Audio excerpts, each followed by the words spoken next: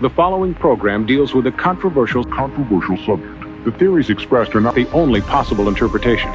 The viewer is invited to make a judgment based on all available information.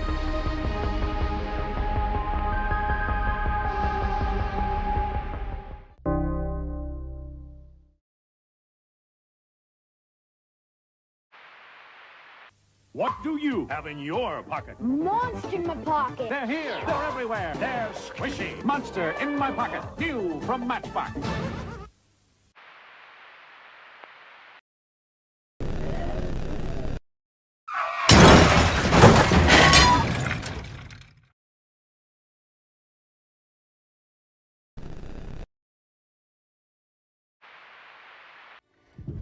And that those that are less fortunate work harder.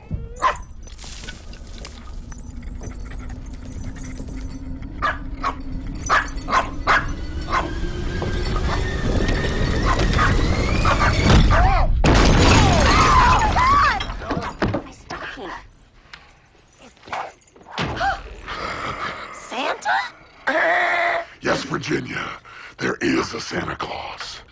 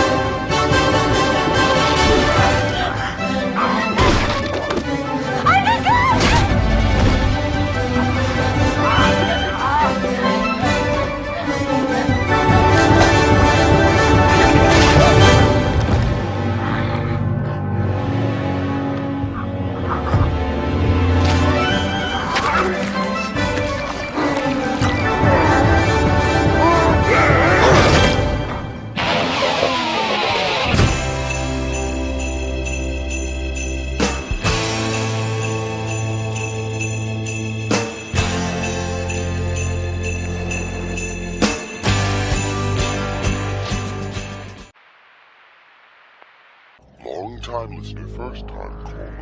Long-time listener, first-time caller. Long-time listener, first-time caller. First-time Caller. First-time caller. After downloading the free Discord app, use the invite link in the description or scan this QR code with your phone to be taken to the Beyond Wednesdays Discord server. First-time listener, long-time caller. There you will see the Modern Comic Mayhem category on the left with the call-in waiting room. Join that call-in waiting room, set up your camera and your mic, and have your questions ready. Call me now!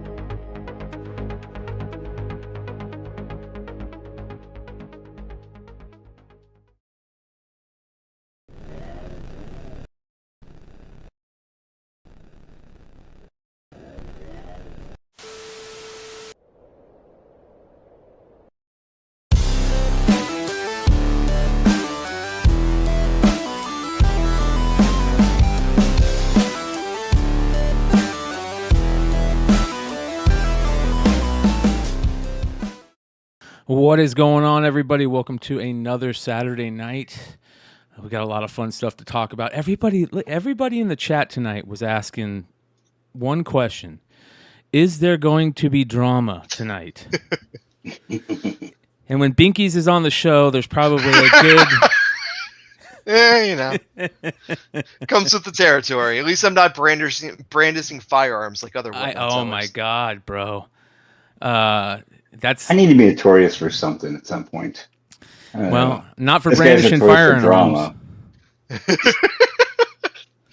While intoxicated, no less. Yeah, that was crazy, man. Did that just happen today? Yesterday. Oh, yesterday, and then the guy was still drunk like hours later and went live again. Thankfully, without a firearm that time. Unbelievable, dude. It was on YouTube, or I mean on paper, whatnot, or whatever. This Yeah. or whatnot, yeah.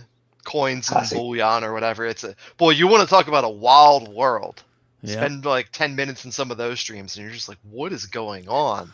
You know what? Wild and crazy stuff. You know what I got into? I got into a rabbit hole on YouTube over the past like 2 weeks about watching coin guys on YouTube, and there's this guy that will like grab a bunch of coins from his collection and he'll take it into this coin shop and he'll throw in a couple counterfeits in there every once in a while, and he'll ask and he'll say, "Hey, tell me what these are worth, this, you know, what they are."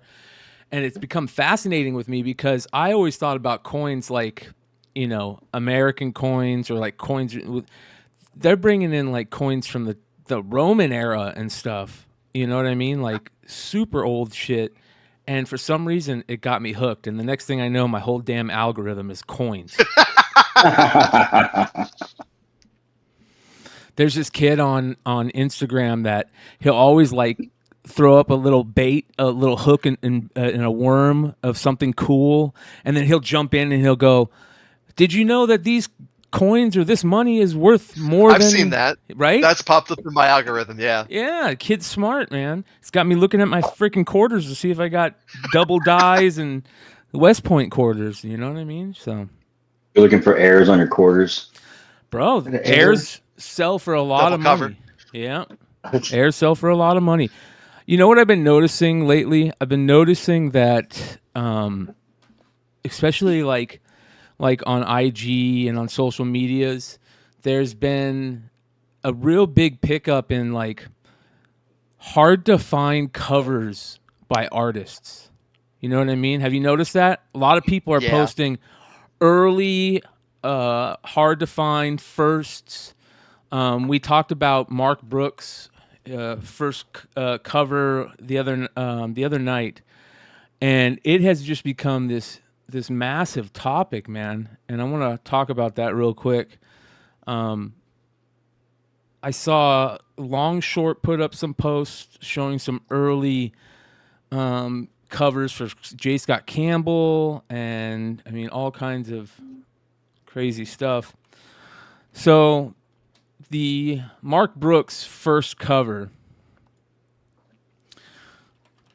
is a super hard to find book, and I'm talking about it because I know it's super hard to find because I looked for weeks on eBay for it. This is the first cover, and he did two covers for the story. So if you're looking, I may be able to help you. I am looking. Yes, fucking A. I'll give you a hand on that one later because I right. can't spill the tea leaves because it's tied up with something else that I profit from. Oh, nice. The same spot I'm pretty sure he has Brooks covers. It's the same spot I get my Scotty Young covers from. Well, speaking of Scotty Young, bro, check out this. Look how early this Scotty Young is, and good luck. There's only 2 copies on eBay, and one's in the UK. I've got 5 copies in a short box. How many you want? Oh my god, bro! This is a hard title to find. Very. It's a teeny tiny press. It's like I can't imagine the print run is more than a couple hundred, to be honest with you. Yeah. And you got 5. Yeah. Well, the crazy thing about this is if you look at the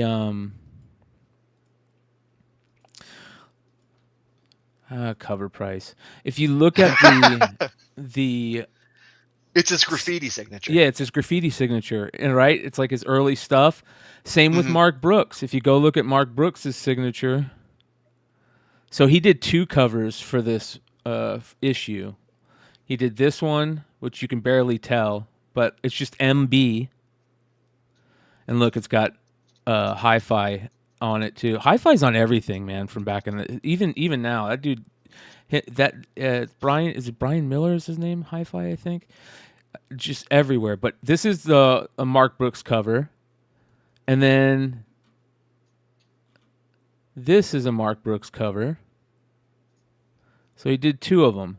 I like this one better, obviously. Yeah, that one's a lot nicer. That one's harder to find. The other cover, it's out there. I don't know that I might have seen this one. I'll have to, again. I'll help you out on that one, and also anybody in chat, reach out to me. I don't want to blast it in public. I want to cut my own money source, but if you guys ask, just reach out. Happy to share. Super tough to find book right there, dude. Those early Scotty Young books are really tough to find. I just picked up a Digital Webbing Presents #1 last week. Nightmare book to find. Yeah. I've been waiting to pull the trigger on it for way too long, and I was like, screw it, I'm just gonna get it.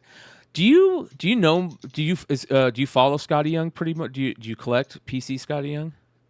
I have some PC Scotty Young. I have a ton of Young. So let me roll that back for a second. Yes, I have a ton of raw. I don't have a ton of graded, and most of my stuff that I keep is the older stuff because I feel like once you hit about 2017, it's kind of just out there, and some of it's a little tricky to find, like that Shuri cover because of what it is, or that Ironheart cover. Again, because of what it is, those became almost iconic to him as part of his branding. But anything prior to like 2017, yeah, I've got the weird odds and ends. I mean, I'll pull out your Werewolf by Nights and shit like that, and people are just like, "What is this?" Yeah. I'll pull out that Dreamwave TMNT that he did, and somebody literally went like, "What is Dreamwave TMNT #1?" And then #2, Scotty Young did a cover. So are you a collector of weird and odd stuff, or artist? A little bit of both. You guys can see over my shoulder, over my head, I've got my Bartels on the wall tonight. I swapped them out. So certain artists like Bartel, I'll pick up pretty much anything Jen does. But more the weird oddities and like hard to find is more of what I keep in my PC. So this is what Long Short put up. This is a tough to find J. Scott Campbell cover for that Skyrunner series. This is Skyrunner #2. And there's a ton of great... That's gotta be dumb low print. Right? And, there's a ton of great covers in this. He also mentioned that there's the 1 in 10 for that issue is a Jim Lee cover.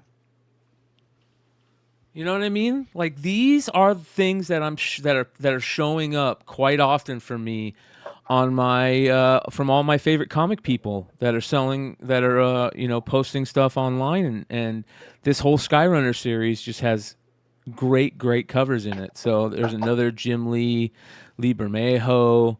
I mean, just a great series.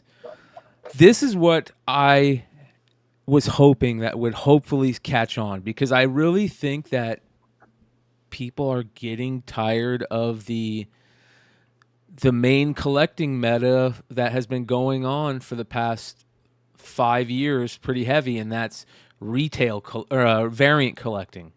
You know what I mean? Yeah. That's annoying collecting. And what I mean by that is like new from the shop variant collecting. I'm not talking about, going and getting back issues. I'm talking about getting... What the hell is... My frames are just... You guys let me know if the there's a ton of drop frames, isn't there? Let me see if I can fix it. Might be YouTube, because and I don't know if it's because you were dropping frames, but I had the stream on my second monitor and YouTube was just like freezing every 10 seconds. Let me see. He's adding on tonight. Again, Brian, we called this earlier this week that it's probably just Epic DDoSing us. So yeah. YouTube chat, let us know if we're really having some issues, because I feel like we are. It looks like we might be, and I'll try and figure that out. I can try to see if I see anything. Man, there's got to be a way to go back to like a default settings on OBS. Let's see here. We should still be up. Dropped frames, 61%. Oh yeah, I'm looking at it right now live. It's It's pretty rough. Oh yeah. Yeah, it's definitely a little choppy, a little up and down, and it's a bit more delayed than usual as well. It's definitely something going on. Like, I'll look up now. Let's see how long it takes to get. And I have one It out just at said just grading and a now. raw. That's how delayed it is.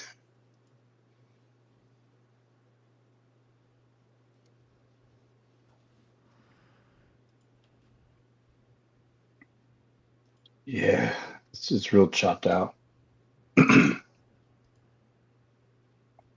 It can't be you. It's got to be because I think it's YouTube. yeah, it's either YouTube or the internet. The interwebs is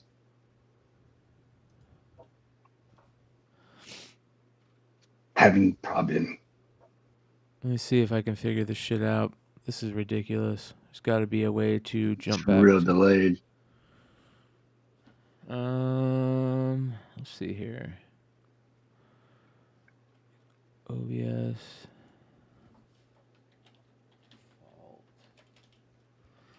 Settings.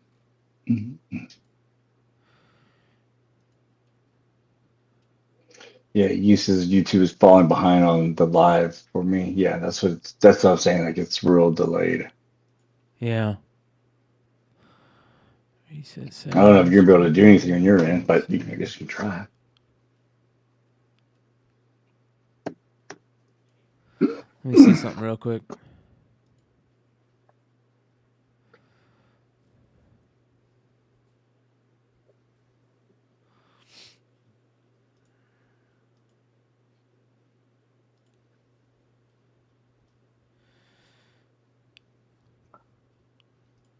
Holy shit, are you kidding me?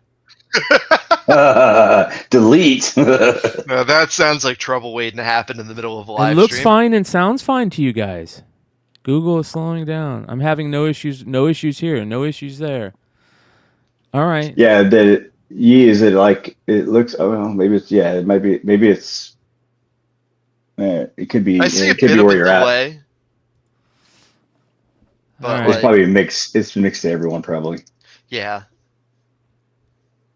No issues. it Everybody else started- is saying okay, 0 issues. All right, let me see if we can go back. Jesus, that's a pain in the ass.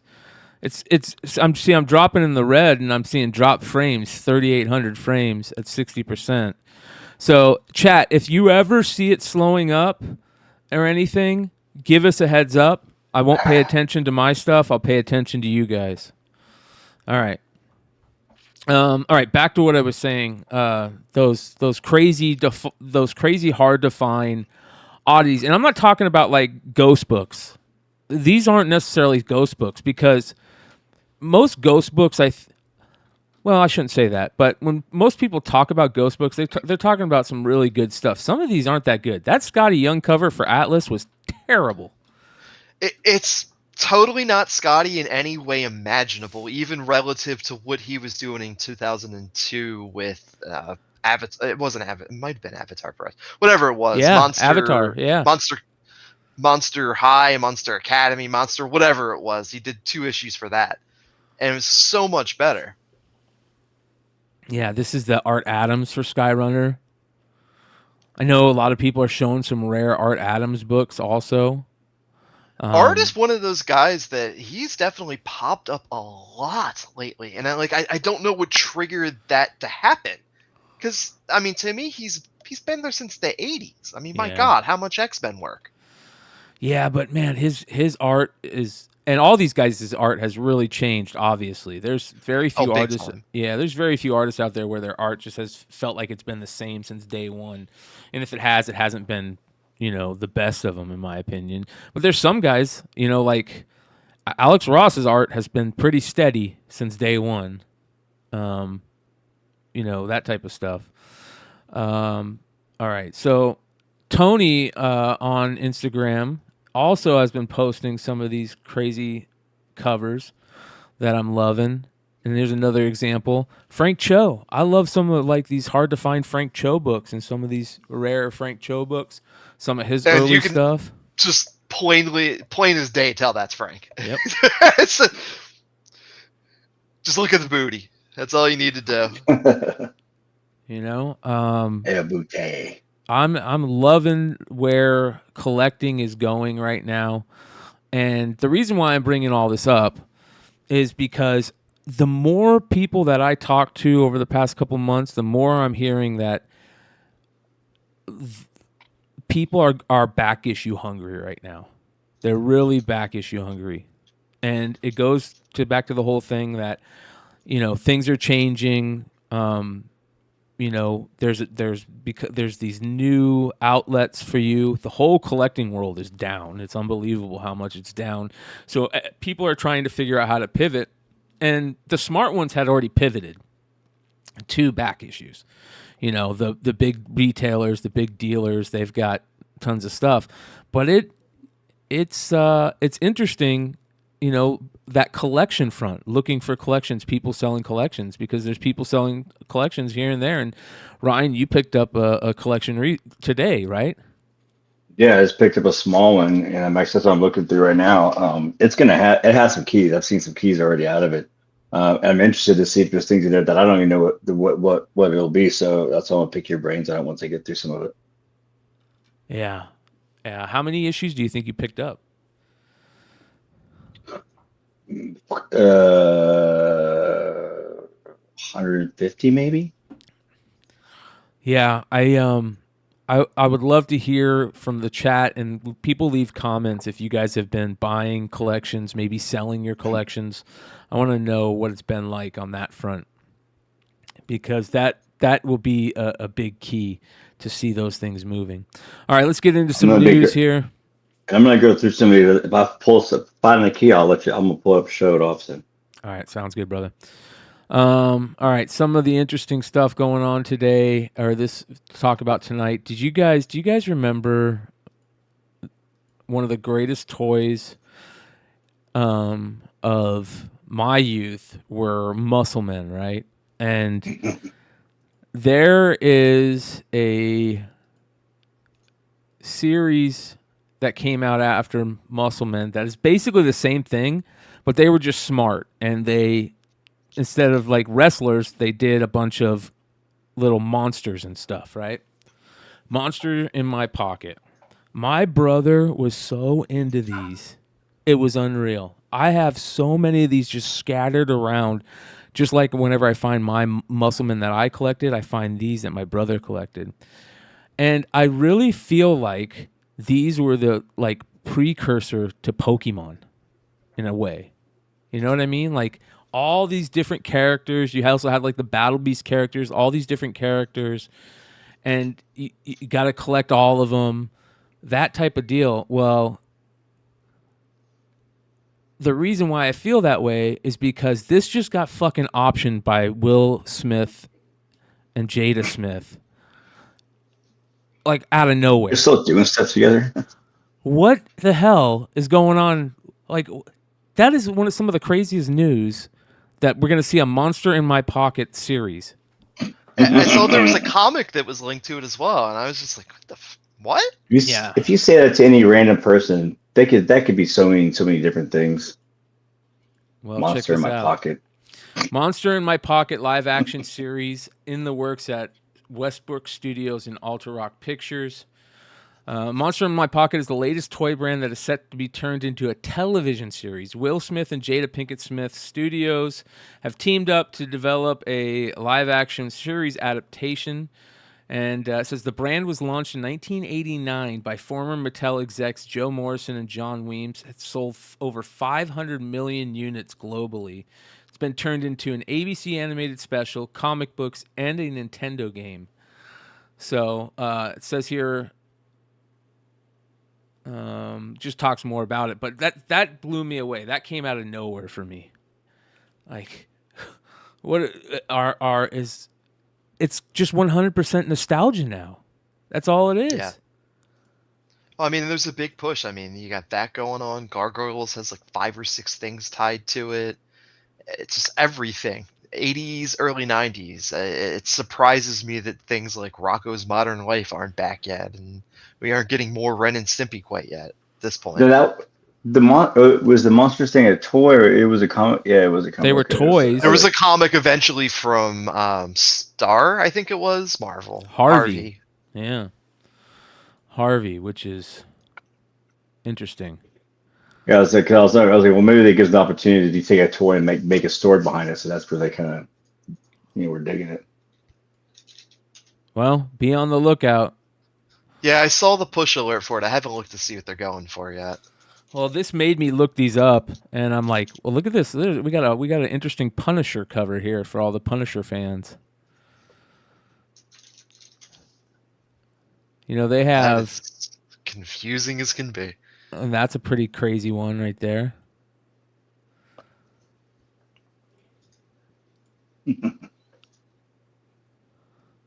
The toys.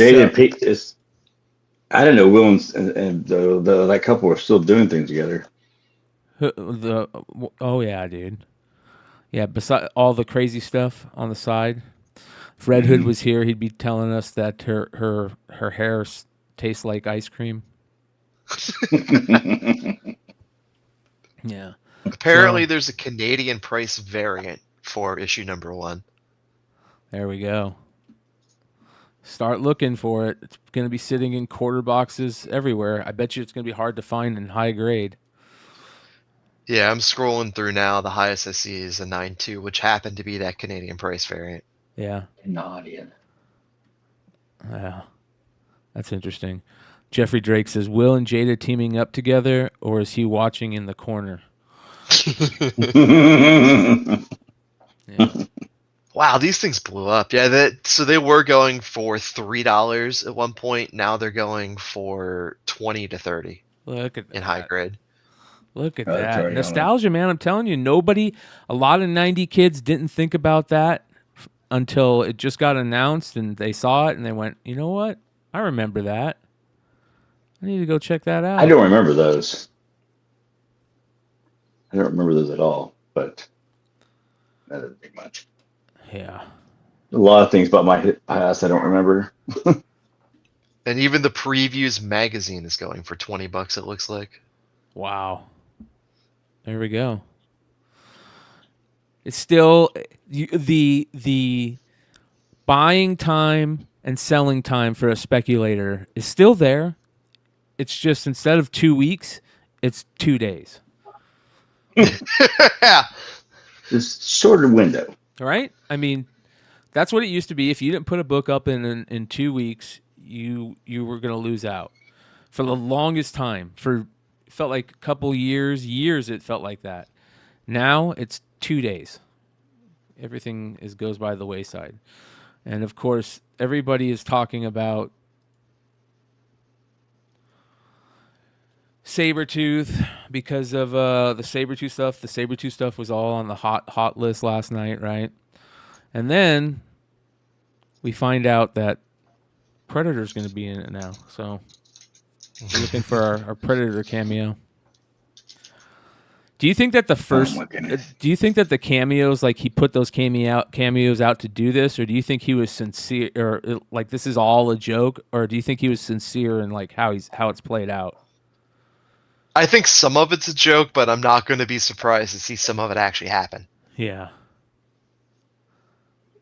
That's funny, man. That's the one thing about Ryan is that he's kind of loose cannon when it comes to how he's going to approach things compared to everyone else, because he's his own character and is like they'll let him have the run of things, and so he will do I think things that are unusual. I guess I'm thinking with like Deadpool and stuff like that. But. I love how now it's become like the thing to do to put a bunch of Photoshop people in the Deadpool pictures now. I hope we get Urkel. I hope that's the one that makes the cut. All right, we should be back, you guys. Let's see here. I think we're back in the saddle. Yeah, we look a little bit healthier over there. I'm all green over here, so we'll see how long this lasts. I hear the ESPN thing going. Yeah. Probably telling me, set your damn lineup. Volume 2. That's the yeah. We're back. All right. Boom. That's what I'm talking about. Back to Deadpool talk. I saw this, and I don't know how true this is. It says that Deadpool creator says Brad Pitt was originally tapped to play Cable before Josh Brolin. Yeah, I saw that, I think, last week. Earlier this week. I'm in a time warp. That makes sense to me, considering he was already playing Thanos, right? Mm-hmm. So, but Deadpool co-creator... I don't know why all of a sudden you said that. I thought of Brad Pitt, not... Deadpool co-creator Rob Liefeld has revealed that Deadpool 2 was originally going to star Brad Pitt as Cable.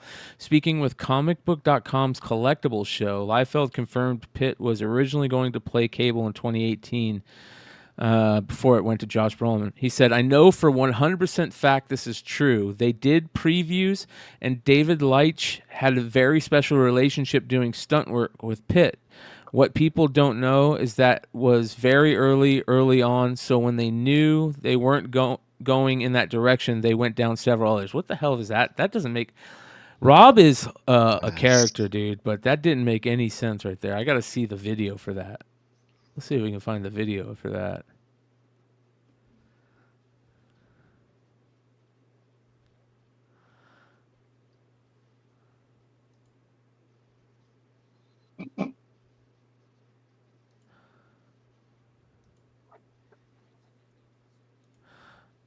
Where does he say it?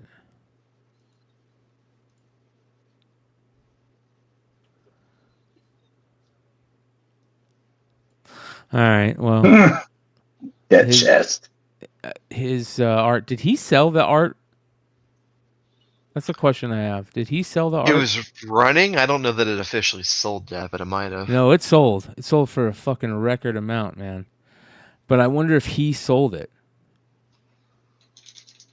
It sold for a ridiculous amount, like 160,000 or something like that.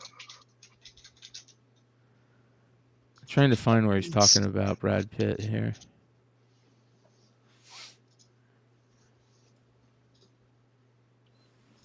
It was sold through Heritage.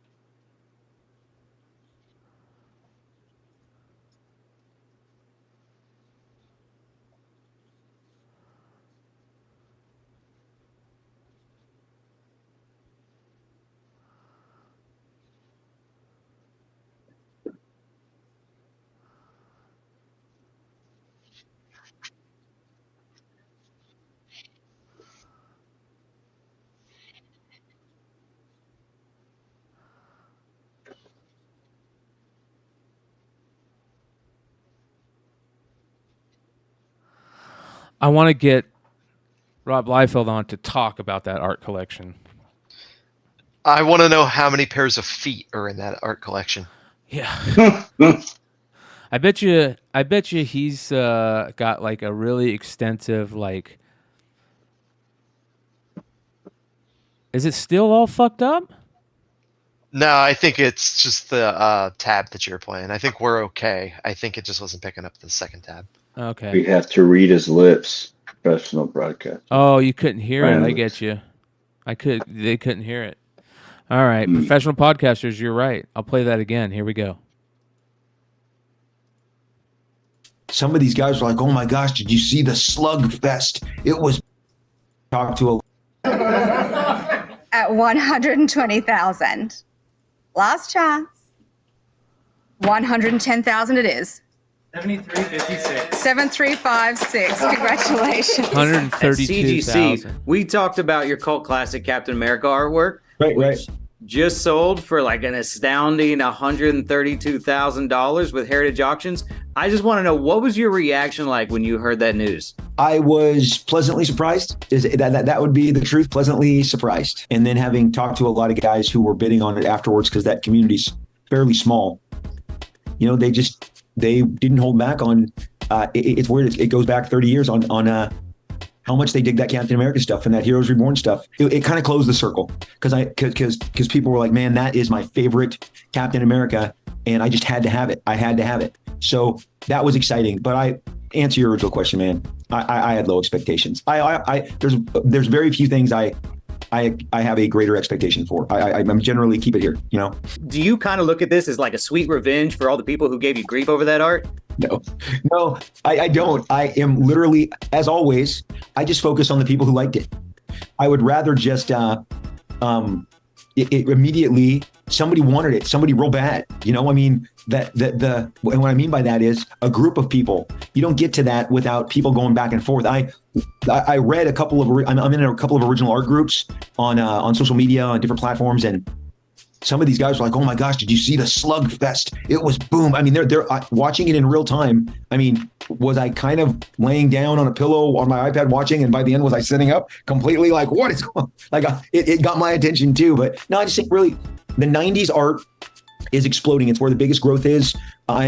That's exactly what we were talking about earlier. People are looking for that 90s, early 2000s stuff. And some of those hard to find books. Did you guys? I wonder if he still is cool because he's like, you saw his art sell for so much, and then he's like, man, I'm up there like being sold as along with other high-end artists or whatever. That's got to be a cool feeling. Did you guys know that this book is made with a special ink that changes? Yeah, it's thermal. If you touch it, it has blood effects. Dude, I never fucking knew that until today. Blood effects. Those blood effects. These. I never knew that until today. My mind just went poof. It says it has. It was the first book to have that. Yep. And it might have been the last as well. Do you remember those shirts? Do you remember the hypercolor shirts? Yeah. Fuck yeah. That's what I thought of when I saw this. That's what that is? That's like that? Yeah, I believe so. I believe so. Yeah, it is the first book to have thermal ink with thermal properties. Yeah, thermal reactive ink. JLS Comics in the chat, knocking that one out of the park. That is exactly what it says. Thermal reactive ink. Just like hypercolor t-shirts back in the day. We used to love seeing people with those hypercolor t-shirts because you just slap them on their back really hard and you'd be like, I'm just trying to put the handprint on your back. We'd fuck around with people with that shit. You just open yourself up to a can of worms. Yeah. All right, some other things that I wanted to talk about. This is pretty interesting. Check out this new game.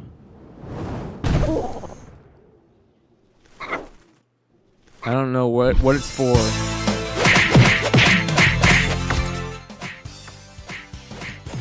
It's a G.I. Joe game. G.I. Joe I'm gonna Wrath of assume Cobra. it's probably every platform, but likely Steam at a minimum. Dude, I would totally play this. It looks legit. It looks like they just straight lifted Streets of Rage, but I'm not going to complain if somebody straight lifts Streets of Rage. Yeah. Q1 of 2024.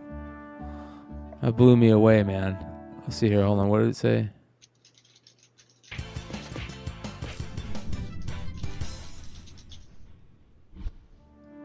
Q1 of 2024. So that got me down another rabbit hole. Is I was like, I haven't read my G.I. Joe, A Real American Hero issues yet from the Skybound stuff. Do you read those? Do you guys, any of you guys read those? I haven't read that yet. I've read Void Rivals and I've read a bit of Transformers, and I've just been busy. So but it's been good so far. Yeah, I read all those, but I hadn't been reading the A Real American Hero stuff. For those of you guys that don't know what I'm talking about, G.I. Joe, when the IP was bought by Skybound, or Skybound won the IP, they decided they weren't going to kill off the storyline that had been going for 300 plus issues since the Marvel stuff in the 80s.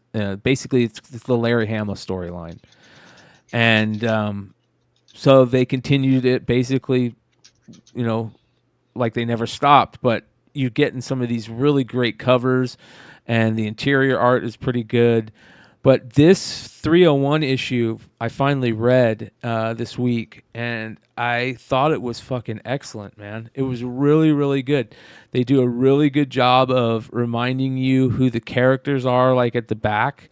They do this good job of like giving you a quick rundown. If you haven't been reading, for a short period of time, here's a quick rundown of who these people are. I forgot a lot of stuff that happened because I went shortly after the Don Moreno stuff, like maybe 20 issues after the Don Moreno stuff, I kind of just stopped reading. So I figured I could be able to, and I was able to jump in really easy on this stuff. The only thing that I didn't really understand was the dude who died, and that whole storyline. But they did a really freaking good job of telling a good story, and like on basically a first issue to get everybody up to date. But that's good. They did that. Yeah, dude, it was really fucking good. But check out this shit. Look at this, and I talked about this when this got announced. Look at this Andy Kubert Serpentor cover for 303. That's 302 is coming out this week, or coming up, I think the 20th, and then this is to come up. This is on FOC now, I believe, but I could be wrong. Look at that cover, man. That is absolutely gorgeous. Is that just the A cover, or is that one of the variants? It's the B cover. That'd be hard to get. No, it is the A cover. Here's the B cover. Okay. The B cover is his inks. Here's the variant, the 1 in 10. Yeah, whatever. Yeah. Dude, that right there is awesome. That is so good, man. Absolutely amazing. Astro Wizard says, I sent a G.I. Joe sketch cover, my buddy. Did you check your IG DM? I sent IG sketch. Hold on, let me check that out. I'll definitely check that out. Shout out to Astro Wizard. Make sure you guys follow him on IG. He's doing all those super cool covers with his wife. Actually does art too. She's pretty amazing. Let me go check that shit out. It looks like the video game is PC and Nintendo Switch, by the way. Fucking A. I just bought this, dude. There you go. We'll get into that in a second. Here's Astro Wizard just sent this to me. Nice. Excellent. Is he shaving her? Yeah. Yeah. I love that. That's awesome. Gung Ho is holding a grenade. Jesus, dude. That's pretty hardcore, bro. That's ridiculous. This is That's not the best by Astro joke I've ever Wizard. seen. This is not by Astro Wizard. This is by Space Falcon. I apologize. Space Falcon. Yeah. Space Falcon is a killer. He says, let's go check out Space Falcon's art. You like make sure my women are trimmed. Yeah. Oh. This is art, YouTube. Don't take me down. This is art. And demonetized. Yeah, this is art. Shit, I haven't been monetized for 7 months, dude. It's art, you guys. It is art. YouTube, please don't strike me.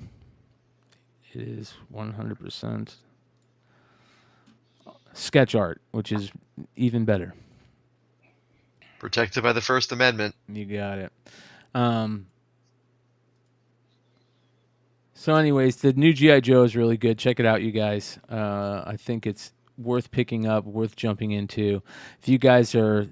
It's the whole nostalgia thing again. They got all the characters that you remember from being a G.I. Joe fan and a collector. They got all that shit. So, and the sketch cover was absolutely excellent. All right. Did you guys see the reviews on Ekko? No, not yet. First reactions are in for Ekko, the upcoming Marvel series starring Alakwa Cox. Reactions are, it's brutal, dark, and fans of Daredevil are going to love it. Good. Good. Fucking A. I know everybody was shitting on the series that never saw a single clip of it, so. Yeah. Yeah. This is exactly what we wanted. And hopefully Hood will... Well, Hood changed his mind when he saw the... trailer for it. He actually thought it would be good, but it's not out yet. It's not out yet. This is just... what do they call those people? Like the testers or whatever. Like yeah. Yep. Yeah, I know the thing lifted like yesterday or 2 days ago or something. The hype showing. Have any of you guys ever been in one of those like where you'd be like walking in the mall and they'll come up to you, hey, do you want to go for a test screening? Have you guys ever been in part of a test screening? No. No. I did that. I'd like to be, but I've never. I did that when I was a kid. I forget what it was. I wasn't a kid. I was like a teenager. I think it was for that stupid Mel Gibson movie, The Man Without a Face, or something like that. And it was the worst movie I'd ever seen in my entire life. Yeah, it was super, super bad. Yeah. Did you have to give a quote on it or anything? Yeah. Oh, yeah. Yeah. Did you let him know it? Oh, hell yeah, dude. It was rough. It was super rough. Like, even for a free movie, I would have still left. Yeah. Well, of course, everybody's talking about the whole James Gunn stuff. What do you guys think? What are your guys' thoughts on Sean Gunn being Maxwell Lord, bringing Maxwell Lord into the universe? I thought the quote today was that it's not confirmed. It's just confirmed that he'll be a villain. Ah. Where did the Maxwell Lord stuff come from, though? That was what the leak was, and then James Gunn denied that exact connection, but said that he is cast as a villain. Not to say that it isn't accurate, but, you know, it's the old deny game right now. Says here, the character will be referenced in the background of Legacy, but will appear in future DC projects. A similar motif will occur for other characters in the new DC universe. The first phase, which is named Gods and Monsters Chapter 1. That's interesting. Yeah, I don't understand why he would make him give his brother the role of like the big bad. Because I even heard there was rumors saying that Maxwell Lord was supposed to be the big bad in the whole, 3-movie deal. Yeah. Which is interesting. And isn't that one kid playing Lex Luthor? The kid from the X-Men that played Beast? Oh, really? Yeah. I didn't know that. Yeah, he's playing Lex Luthor. Huh. He said he's going to shave his Nicholas head. Holt. Yep. Leg Luger. Yep. Said he's going to shave his head and everything. So the Maxwell Lord books are on a tear now. And for those of you guys that don't know who Maxwell Lord is he's a character that was created in the Giffen DeMatteis Justice League run.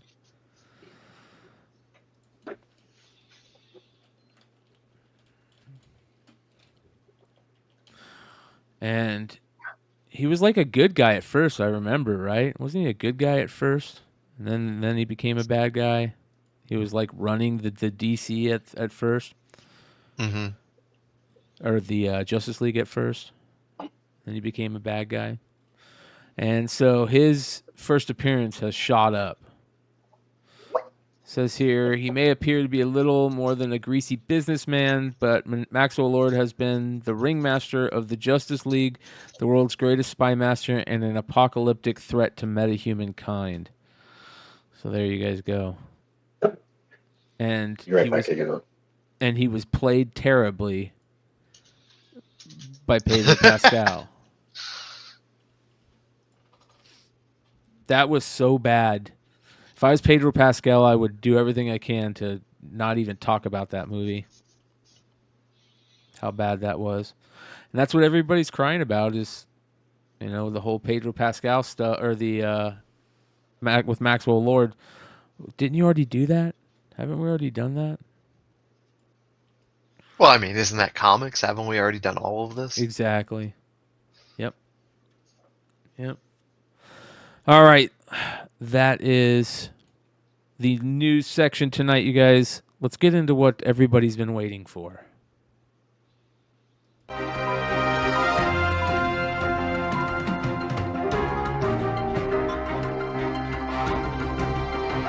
What is up, Drummler?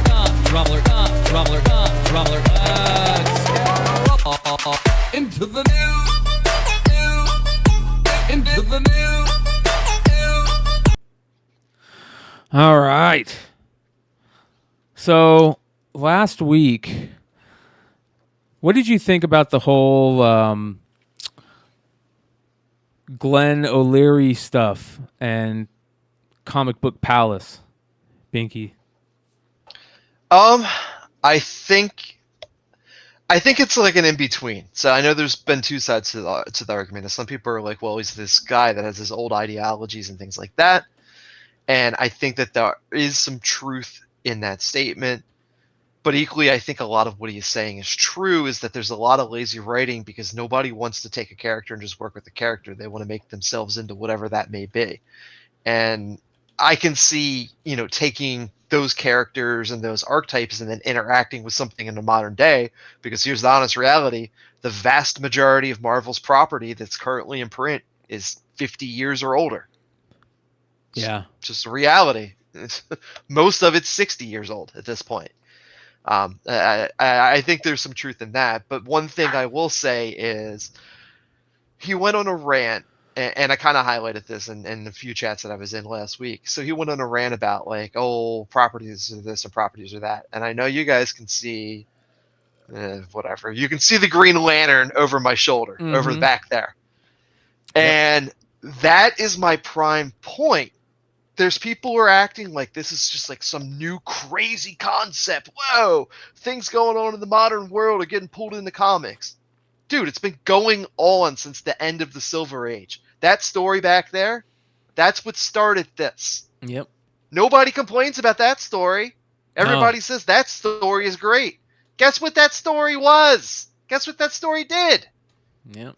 That's the difference between good writing and shit writing, though. Well, you know what I think it is? Unfortunately, I think it all gets into ideology and politics in the end, and I'm not going to take it there, but, you know, just to skate on it, the politics of the masses has shifted in such a way that the politics of that book are nowhere near the politics of the left anymore, or, you know what I mean? Or the yeah. So things have shifted so much that people who were probably, you know, singing the praises or still sing the praises of that book can't stand the fact that where comics has gone even further in their minds, which I don't necessarily agree with all of it. I do agree with most of it, that I think it's become where that's happening a lot.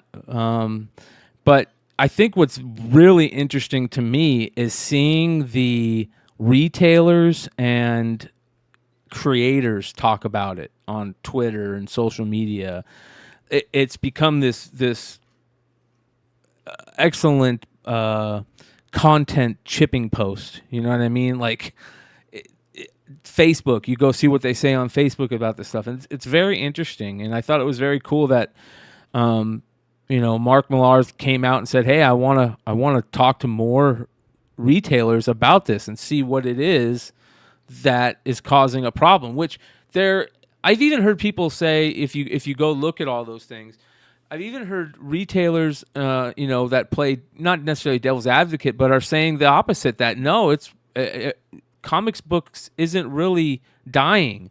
I forget which creators talked about making a shirt that says "comic books dying since 1935." You know what I mean? Like, True. So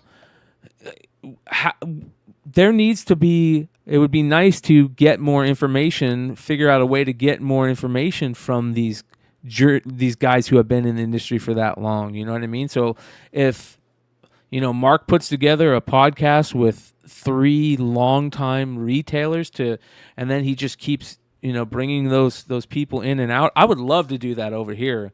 I try to do it. I need to get better. Jesse's always giving me shit because I haven't gotten the industry show going yet. But so I'm going to try and do that. I'm going to do my best to get those people that want to talk about it and say and get a round table of these guys who have been doing it for a long time that want to talk about it. I would love but here's the problem. Some of those guys don't want to get into that, And well, it's a slippery slope because, like you said, it's the politics echo chamber. Everybody wants to identify with something, and politics is an easy thing for people to latch onto, and it lets you put barriers and all this other nonsense. And what sucks is oftentimes it kills discussion rather than fostering the discussion. To me, like I said, not all writing is bad, and changing around origins and things like that. Who cares if it's well written? It's just write it right. Yeah. Not that hard. Yeah. I mean, maybe it is that hard. I'm not going to say it's easy, but just don't be lazy. If that's what you want to do, fine. Just do well with the work. Don't half-ass it. I was following Brett Booth, and he made a comment on Twitter where he said, "Maybe this will be more to the point. Comics are more diverse than ever, but sales are down. So simply making them diverse isn't the answer. How do we keep the diversity but increase sales?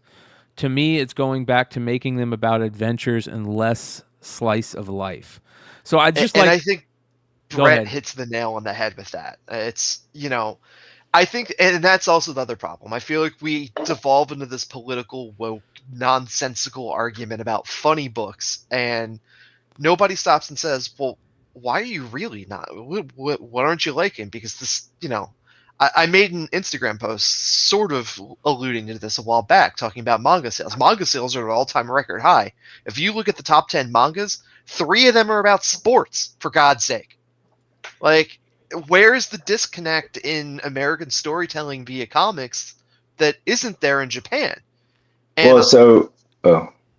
Okay. My bad. No, you're good. I was saying that, I was thinking that, when people go to read comics and this type of media, they're escaping reality. And so when it's injected, when certain topics are injected into the media they're reading, they're not really escaping it. So it's like they're not. It's you want stuff that's relevant, and they're writing. When the writing is relevant, it's great. But I don't think every topic needs to be relevant. And when the politics and the being woke or whatever it might be is included into the comics, you're not escaping anything. So that medium you could use to have a vacation for a few minutes is gone. Unless it's certain topics like sports does, because sports is something people get excited about. People like sports and they have opinions, but they also like it. And it's kind of overall, everyone in the world has an idea about something about sports. But when it comes to politics is so serious and so Yep. Well, here's the other thing, talking about things that are less serious. Well, it's interesting to see that, maybe the big 2 aren't doing well, but I feel like independent books are the good books in comics right now. I feel like that's where the real storytelling is at. Like the writing is definitely improved. I would say it's still lacking in a lot of other areas. I feel like a lot of times the storytelling, the bigger, and it's weird. Like independent books really aren't even all that independent anymore. I mean, my God, how big is Boom? They're gigantic now. Yeah. How big is Image? Image is gigantic now. And I feel like a lot of times what happens with that is a creator will say, okay, I've got this 6-story arc. And then Boom or Image will go, that book's really selling. It's a 12-story arc now. And then you're just like, well, shit, what do I do? Yeah. Yeah. Yeah.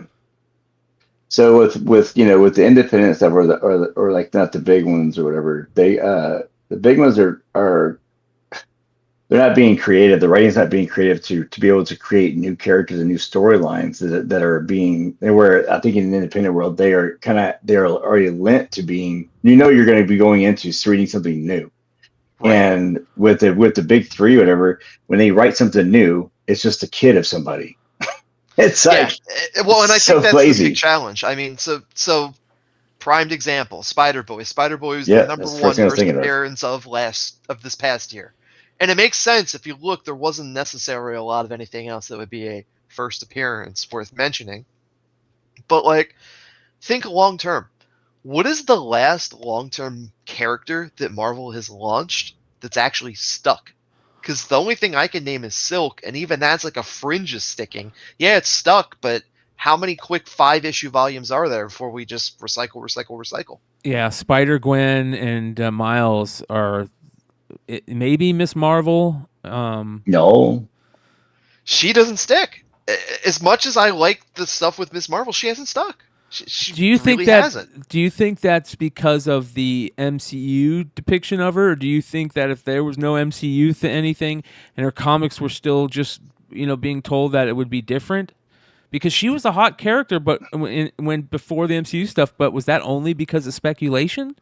I think it was speculation. I mean, let's be realistic. Asian, specifically Indian-facing character, which represents the largest populace of people to identify to.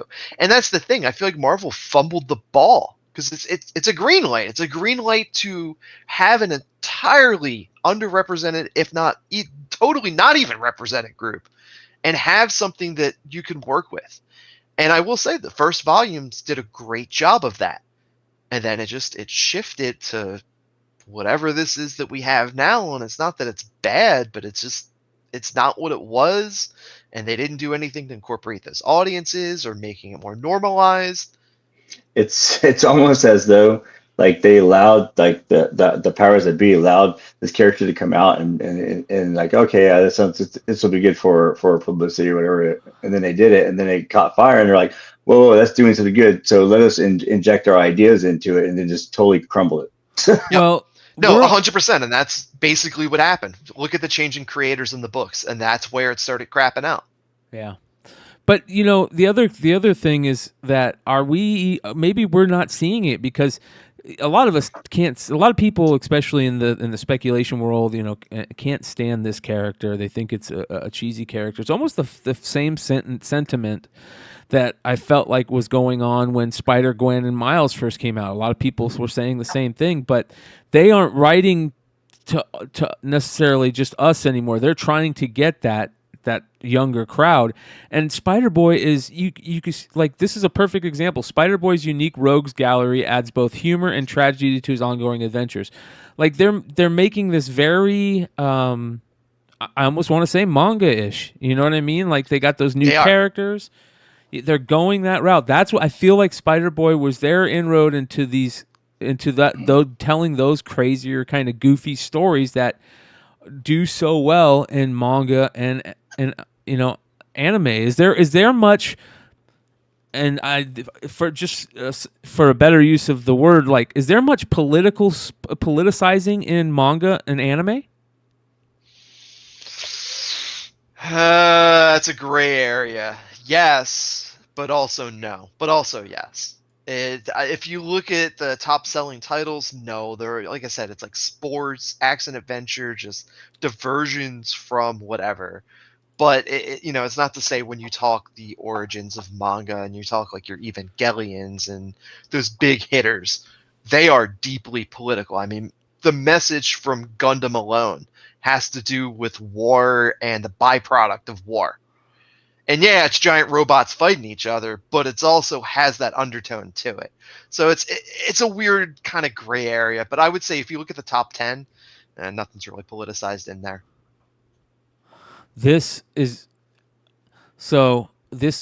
When all this stuff came out about the Comic Palace stuff, it came out a few days or maybe a week after this article was put up on Bleeding Cool by Rich Johnson. I don't know if many people saw this, but he says a mystery retailer talks about DC Comics discounts and carrying on. And I kind of just shortly jumped over this, but I really think that nobody's really paying attention to this. And, I've been contacted by a couple of people saying like, this is an important thing to talk about. So I figured we'd go over it really quickly. Did you guys see this at all? I saw it. I haven't read through it yet, though. So it says a mystery retailer challenges the narrative of a dying book shop industry, citing stable orders. Discount policies of major retailers such as DCBS and Midtown Comics impact smaller shops. Proposes market advertised price or MAP for comic books to level the playing field, and discusses the need for free shipping from distributors and moving new comic book day. So this is pretty interesting, and it says here, Bleeding Cool has been covering a lot of comic book retailers talking about the comic book industry right now, and with our comic retailers say the funniest things articles, but not all retailers want to be so public facing, which is exactly what I was just talking about. Such as our mystery retailer, an online retailer of 22 years standing who wanted to delve into the issue of discounts that Phil Boyle brought up, which Phil Boyle did a little op-ed talking about that, a couple of some things. Though didn't want to be named to quote, give honest opinions without fear of retribution. The mystery retailer writes, it's important to know that comic books are not dying. That narrative is completely false.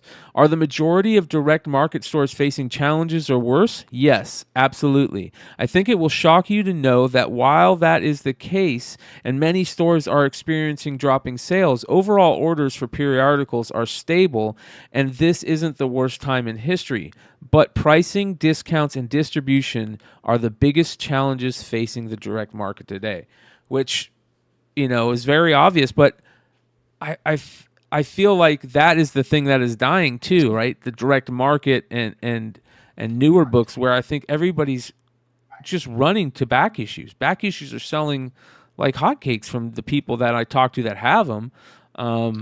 Well, so I think the crux of new issues is, realistically speaking, for a shop to be competitive, even if it's a small local shop, they have to be getting ratios. And if you're getting ratios, that doesn't necessarily mean those ratios reflect your customer base. Yep. So it forces you to buy more from the distributors who don't give a shit. They just want their money. Yeah. Yeah. It says here, let's start with pricing. I'm sure your first reaction and common argument is that periodicals are too expensive. I don't think anyone can argue with that. However, a mentor of mine who has owned a comic book store since the 50s once told me, every time Marvel and DC raised their cover prices, sales increased. I don't know if this is a psychological reaction, but historically, according to him, this would happen slowly. For the last 15 years, there has been a business strategy in the direct market to offer significant discounts off the cover price of periodicals and collected editions through online ordering, which is true. DCB services, when they first came into being, a lot of people jumped to, that's where their box holder stuff was. It's just so easy to do. And he kind of brings that up. It's happened slowly, and it's not simply a case of availability. It's 100% because of discount comic book sellers. We can even determine who, in fact, is directly benefiting from this practice. It would be the two largest direct market retailers in the U.S. That's DCB Services and Midtown. DCB Services has had a brick and mortar presence, which was closed in 2017, and Midtown has 3 stores in New York. These 2 companies alone command and dominate order numbers. They command and dominate the direct market. They sustain the direct market by themselves, and that's why overall numbers aren't down, but redistributed to these 2 multi-million-dollar retailers who use the tactic of deep discounting periodicals and collected editions not only to increase sales, but also attract brick-and-mortar direct store customers who feel cover prices are too high. DCB Services offers 40% off DC and 36% off Marvel periodicals and collected editions. And that's a big part of a store, is trades and stuff. And for it was probably for the longest time. It isn't anymore with being able just to get everything online. You're just going to go to Amazon or eBay or like it's very interesting to see this.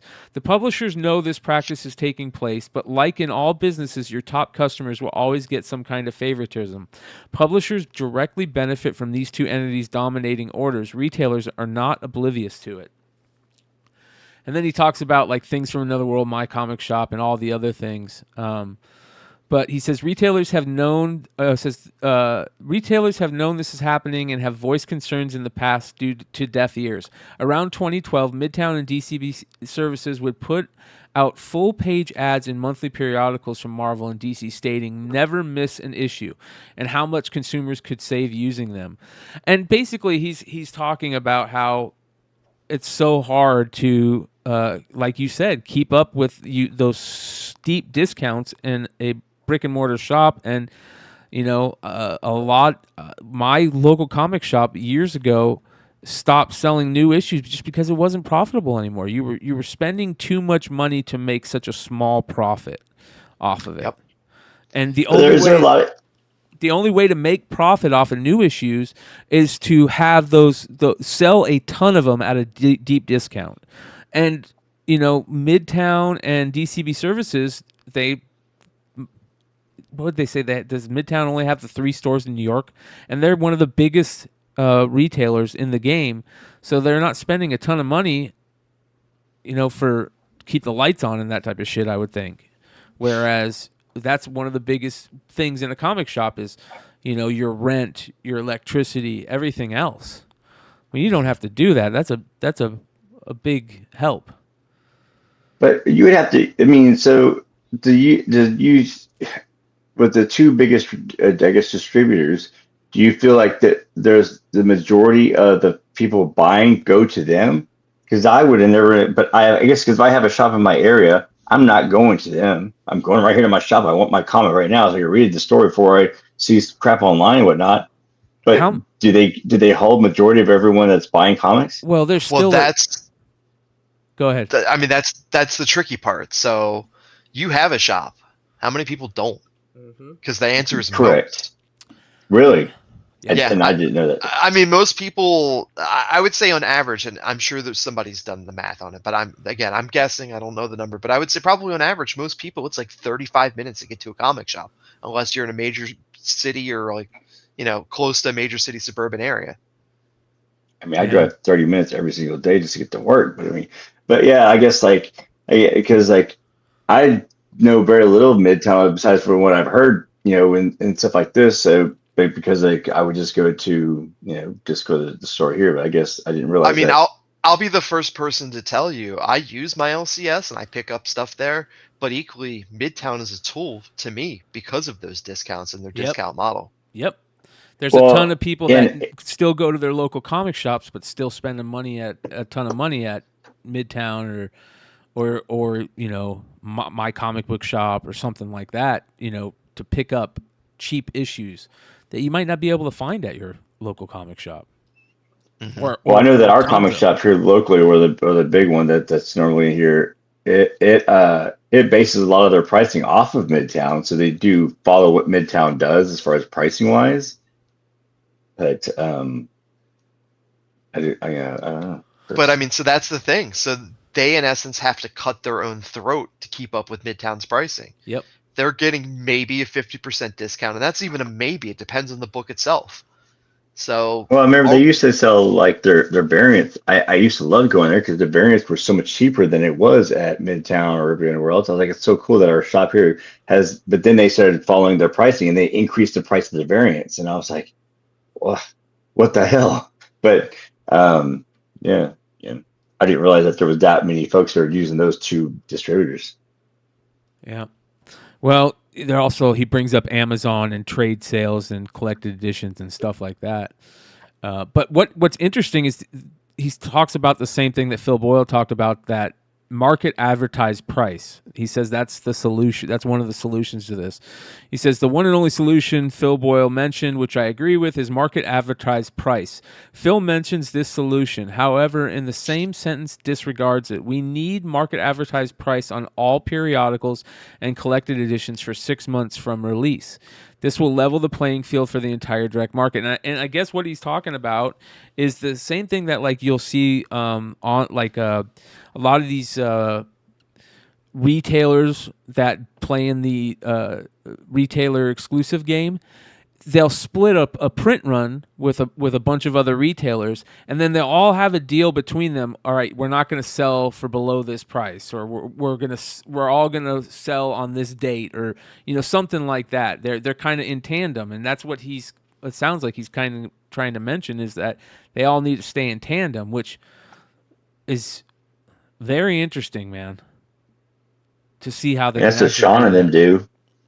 I mean, Sean has a good group of folks that they go in and they have like a group of retailers that they sell at a certain price. Sean releases it first, and then the retailers that are following go behind after him. Yeah, but it's their pricing that they use. Yeah, I mean, it's Sean's pricing or their company's pricing. So this is just a very interesting article that I'm not going to read the whole thing, but I think we should put a pin in it, and I'll drop a link in the chat and also in the description for people to go read it, because it is pretty. It's pretty long, and I think there's going to be more coming. But I really think that to have a place where these retailers can sit and talk about this, if we could hear 4 or 5 retailers just chopping it up about this, that's what we need. But I know there's not a lot of those retailers out there that want to do that. But for the ones that do, I would suggest doing it. I would suggest doing it because it would help get the ideas out there, and I'm sure that DC and Marvel would recognize it. Well, why is this retailer? I guess my question is, why is this retailer scared to let them know who they are? Well, because I'm sure, maybe he's got a Diamond account, and maybe he's worried that his Diamond account can be, for the same reason that in politics that everybody has little deals here and there. I'm sure it's the same with some of those big businesses in comic books. Diamond is, they can't really do it anymore, but when they used to be the only distributor, they held a lot of weight. And if you were going to walk away from Diamond and not sell new issues, that was a big deal back, especially, within the last 5 years, it's changed, but 5 years and back, it was a big deal for that. For them to do that.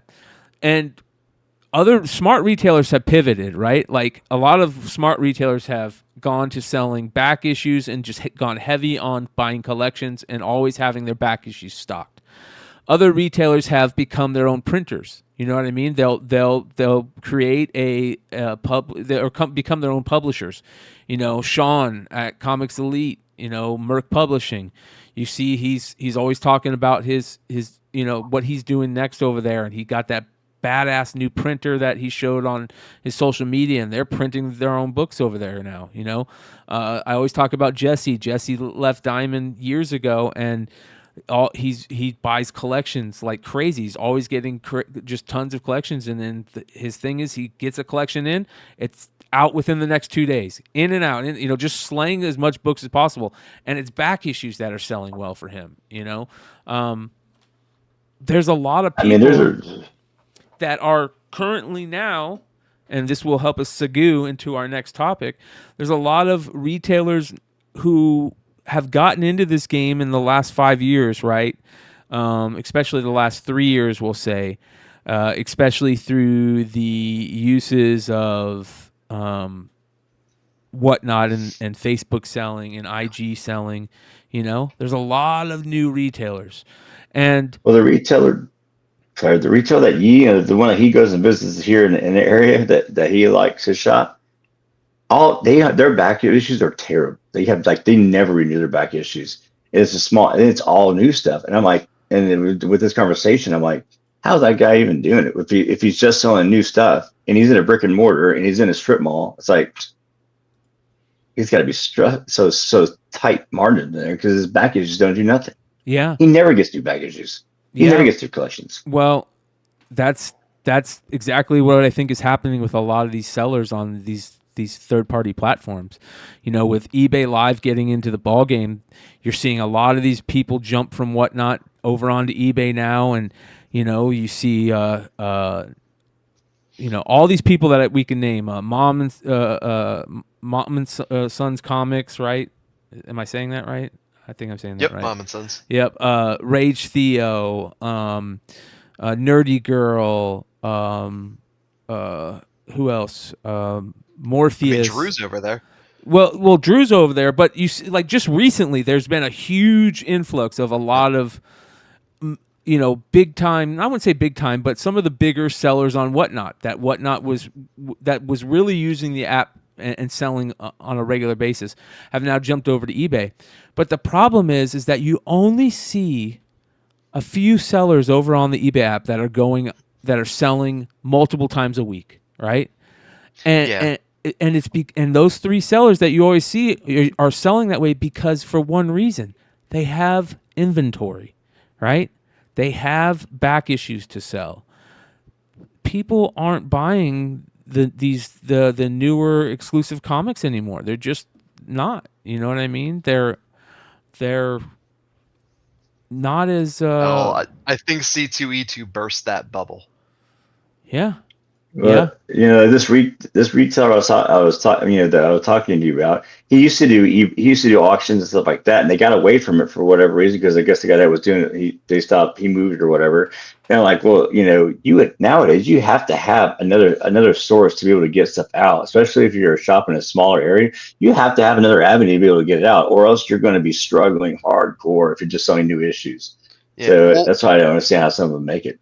Well, and here's the reality as well. If you're a shop and you're selling anything higher dollar in a small area, you need another avenue because you only have but so many buyers. Yeah. I don't know. I think that it's the switch is happening pretty quickly, and I think, we always say that the market will decide. The market will decide, and the market is deciding in a big way that, one, they're not going to spend money, but they if they do spend money, it's going to be with something. It's not going to be with something that's, either not rare, right? They're not going to spend something that's not rare. It's got to be really fucking good to do it, and it's got to be special. Yeah, it's got to be special for people to spend money on collectibles these days, because they got to make a house payment now. They got to buy groceries. Groceries has gone up. How much you got kids, Ryan? How much has groceries gone up in the last year? I mean, it's like almost doubled in price on some stuff, or the majority of stuff. 75%. It feels like it's gone up. Inflation rate was around 8% or so each year. I think it's down to like 4 3/4, whatever. But I mean, from my personal experience, I'm making more money than I ever had in my life, and I'm still living paycheck to paycheck. It's just like, how? And I'm like, and my wife's like, "What are you're buying too much comics?" I'm like, "No, I'm not. I'm buying less than I've ever bought, or I'm buying less of everything I've ever bought." And it's because everything around us is so much more. And it doesn't seem like a lot, but when everything has increased in value or increased in cost around you, it's compounding, and it's tough. Yeah. You're right, man. People aren't they aren't going to spend their money on something that they don't feel And like people it's are always important. they're trying to figure out like why is the margin so thin or whatever. And it's just like, 'cause you go to buy your milk, it's $3 opposed to $2.75. It's only a quarter, maybe higher, but still, it's like everything did that. Well, and that's the thing too. So think about everything in your cart. If everything in your cart at a grocery store goes up 10 cents, how many extra dollars is that? It's a lot. Yep. And it's every week. And that's Yep. kind of what's bullshit too, in my opinion. It's just a sidebar. I'm sorry, but everything doesn't have to go up 10 cents because proportionately, all that shit's on the same truck. If Well, a lot of shit went up. Yeah, and it's just, if you spent 3% more on fuel, that 3% is dispersed across every grocery that's on that truck. Not every item gets a 3% boost. Yeah, for sure. Yeah, no, they everything went up during the pandemic, and this is kind of more, I guess, more economics than anything. But during the pandemic, everything went up because it had to, because of the supply chain. Mm-hmm. But things didn't come back down. They were getting what they wanted, and when the supply chain became normal, their prices did not change. It stayed up, and now now your increase in prices year over year after that big jump. That's kind of crazy. Yep. And they're like, everyone's like, well, everyone needs to calm down on increasing prices. Sure, but are you going to calm down? Because even people that are saying it are not going to calm down. They're expecting everyone else to do it. Yeah. The other thing, this is pretty interesting. Shout out to Haven for Heroes, who is a comic book. $100 don't do nothing. A comic book retail. He's a local comic book shop owner, and he made some comments in the chat that was very interesting. One that he said where he basically said that he's selling things that aren't normally collectible, that somebody would call collectible. He says, I'm selling tons of collectibles that aren't manufactured to be collectible, which is very interesting. Like, I want to know what he means by that. Does he mean that they've become ticket stubs? Ticket stubs, yeah, ticket stubs, VHS, tapes, maybe, video games, right? Video games is, whoever thought people would be not only collecting video games, but collecting video games not to play, right? Yeah, to stick into a permanently sealed acrylic case. Yes. Nothing blows my mind more than a ticket stub from a show you went to is worth something after the show, years and years later, that it's worth so much. It's trash. This is what he means by this. And okay, I understand you now. Haven for Heroes is saying exclusives are made to be collectibles. Yeah. Yeah, I get that. You're basically right. That is for the most part. That's why they're making them, right? For people, park releases. People sell weird shit like farts in a jar with someone's fart. People are nuts. Yeah, man. People will buy some crazy. It's shit. crazy, man. Yeah. Hey, I'm trying to get those squared on Whatnot right now, so play off the farts in the jar. They'll be available soon. I always thought it would be funny to because for the longest time, like, there was, the stories about those girls selling their farts in a jar, but to make because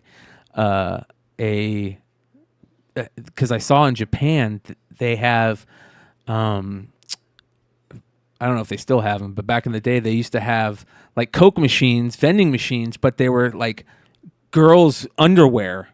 All right. And they're still there. Yeah. Those aren't going anywhere. Yeah. New underwear or used? Both. Oh my god. Yeah. Worn panties. Yes. Worn panties. And I always thought it would be funny to do that with mason jars and farts, and you put the picture of the person that's farting in it, They're all... It could be anybody, you know what I mean? It doesn't, I'm sure the chicks will sell mostly, but, it could be anybody. A collectible market at that point. Yeah, Billy says pantalones. The vibrator market is huge right now. Yeah, man. Well, look, it's funny you say that. One of the biggest new businesses to come up in the Baltimore area in the past year literally sells sex toys. Yeah. It's one of the biggest new businesses in the city. That's like small independent-owned business. It's two people. And what is that now? I love it. Yeah. What do people do when they're down in the dumps? Well, there's certain things you can do that isn't going to cost a ton of money at that point. You're just getting it on, man. If everything in the world, if everything in the world is shitty, at least you can still have sex, man. And whether you with someone or yourself. Yeah. Oh my god, dude! All right, so speaking Really of those third-party retailers and all that fun stuff, we were talking about a post today. I think it was Thorough. Was it Thorough that put it up that I saw it on? Where there's this coin guy. Yeah, this is crazy, dude. There's this coin guy that's selling coins on this show, and I'll just play it.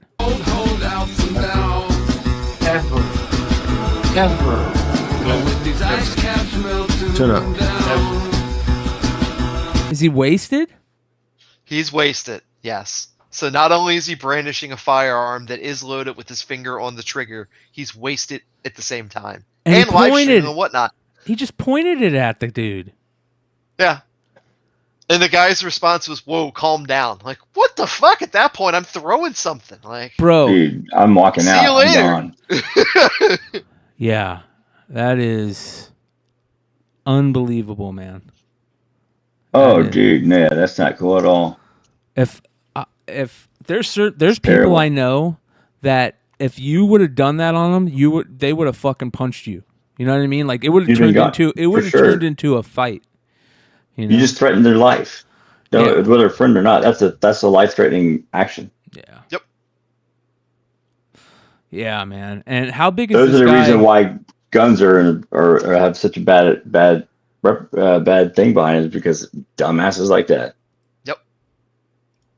Is nothing wrong with firearms if they're maintained and used appropriately. This is a prime example of bad firearm control. Yeah. Yeah. What is the chances that this guy is going to be kicked off of Whatnot? I mean, give it like 2 months. They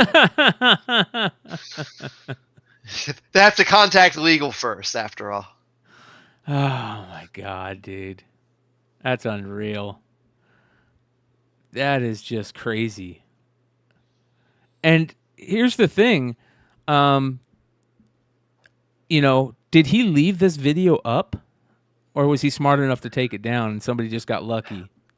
No, so his live streams are still available. You actually, if you go back to his Whatnot page right now, I haven't looked since earlier today. This stream and the stream he did shortly after it when he went live again, still totally wasted out of his mind. What time of the day? Just sitting there. I don't know because they don't list timestamps. It just shows yesterday. So yesterday it could be the middle of the afternoon. It could be the middle of the evening. Yesterday. Call Paul McCartney. Maybe he knows. Yeah, my brother is he's like a, I wouldn't call him a gun nut, but he's like one of those guys that goes out and does like not just shooting at a target, but like tactical training and stuff with his guns, and he just got a job at a gun shop, and he's training to be an instructor. And if my brother sees somebody, like I've seen my brother go fucking ape shit on somebody for pointing a unloaded gun at somebody. You know what I mean? Like absolutely. Absolutely. Yep. Well, and even if you think it's unloaded, spoiler alert, because more often than not, it's not unloaded. That's the whole point. That's the whole point of the whole thing. You don't know if it is. It could be. You just don't. That it's not worth the risk.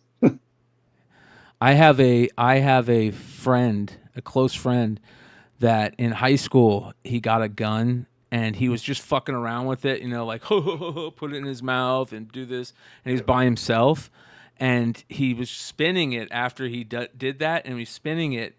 It had a round in the chamber and it went off, and it went through the wall into the next room.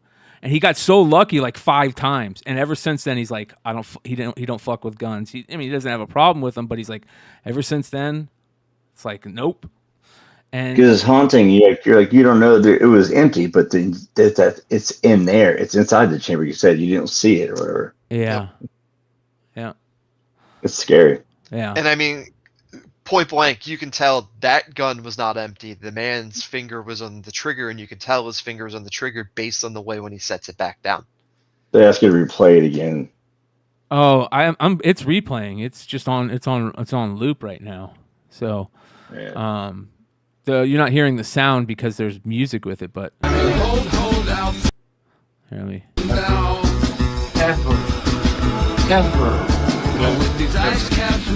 Shut up. Is he telling him to calm down?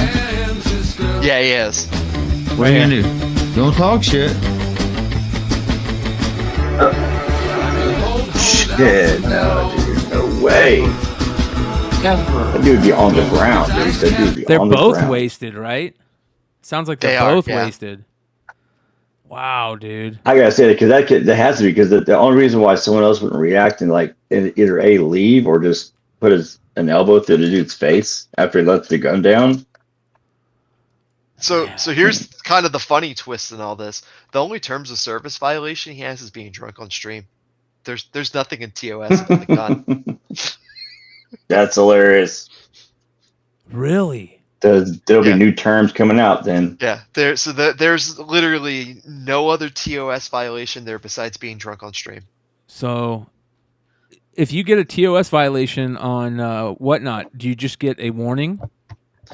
It all depends. Obviously, they're much like Midtown Comics. There is preferential treatment depending upon the seller, depending upon the infraction as well. Some folks will just get warnings. Some folks will get, hey, fix this or it'll become a problem. Some folks may get a 2-day ban. Some folks can get their account totally pulled. I imagine they'll totally pull this dude's account because, my God, he brandished a firearm at someone. That's crazy. Drunk, yeah. But based on their terms of service, the only violation is him being drunk. Wow. New terms coming out. To be out by the weekend. That's scary because they can't there will be new terms coming out. You better freaking believe it. You better believe it. This isn't about stealing something. This becomes a major issue. And this is it like clearly isn't. this, Dude's just like hanging out. Yeah, this is like a prime video to show when there's all these protests around guns. And I'm not pro or I'm very neutral with the whole idea. But this is like what you show as far as like dumbasses that have guns and the reason why they don't need to be, having the gun because they're dumbasses. Yeah. So, speaking about dumbasses at Whatnot, let's give a little update on our favorite dumbass at Whatnot. Yeah, Mr. Epic Fail. So, the recent thing that happened was LA Comic Con. We talked about LA Comic Con.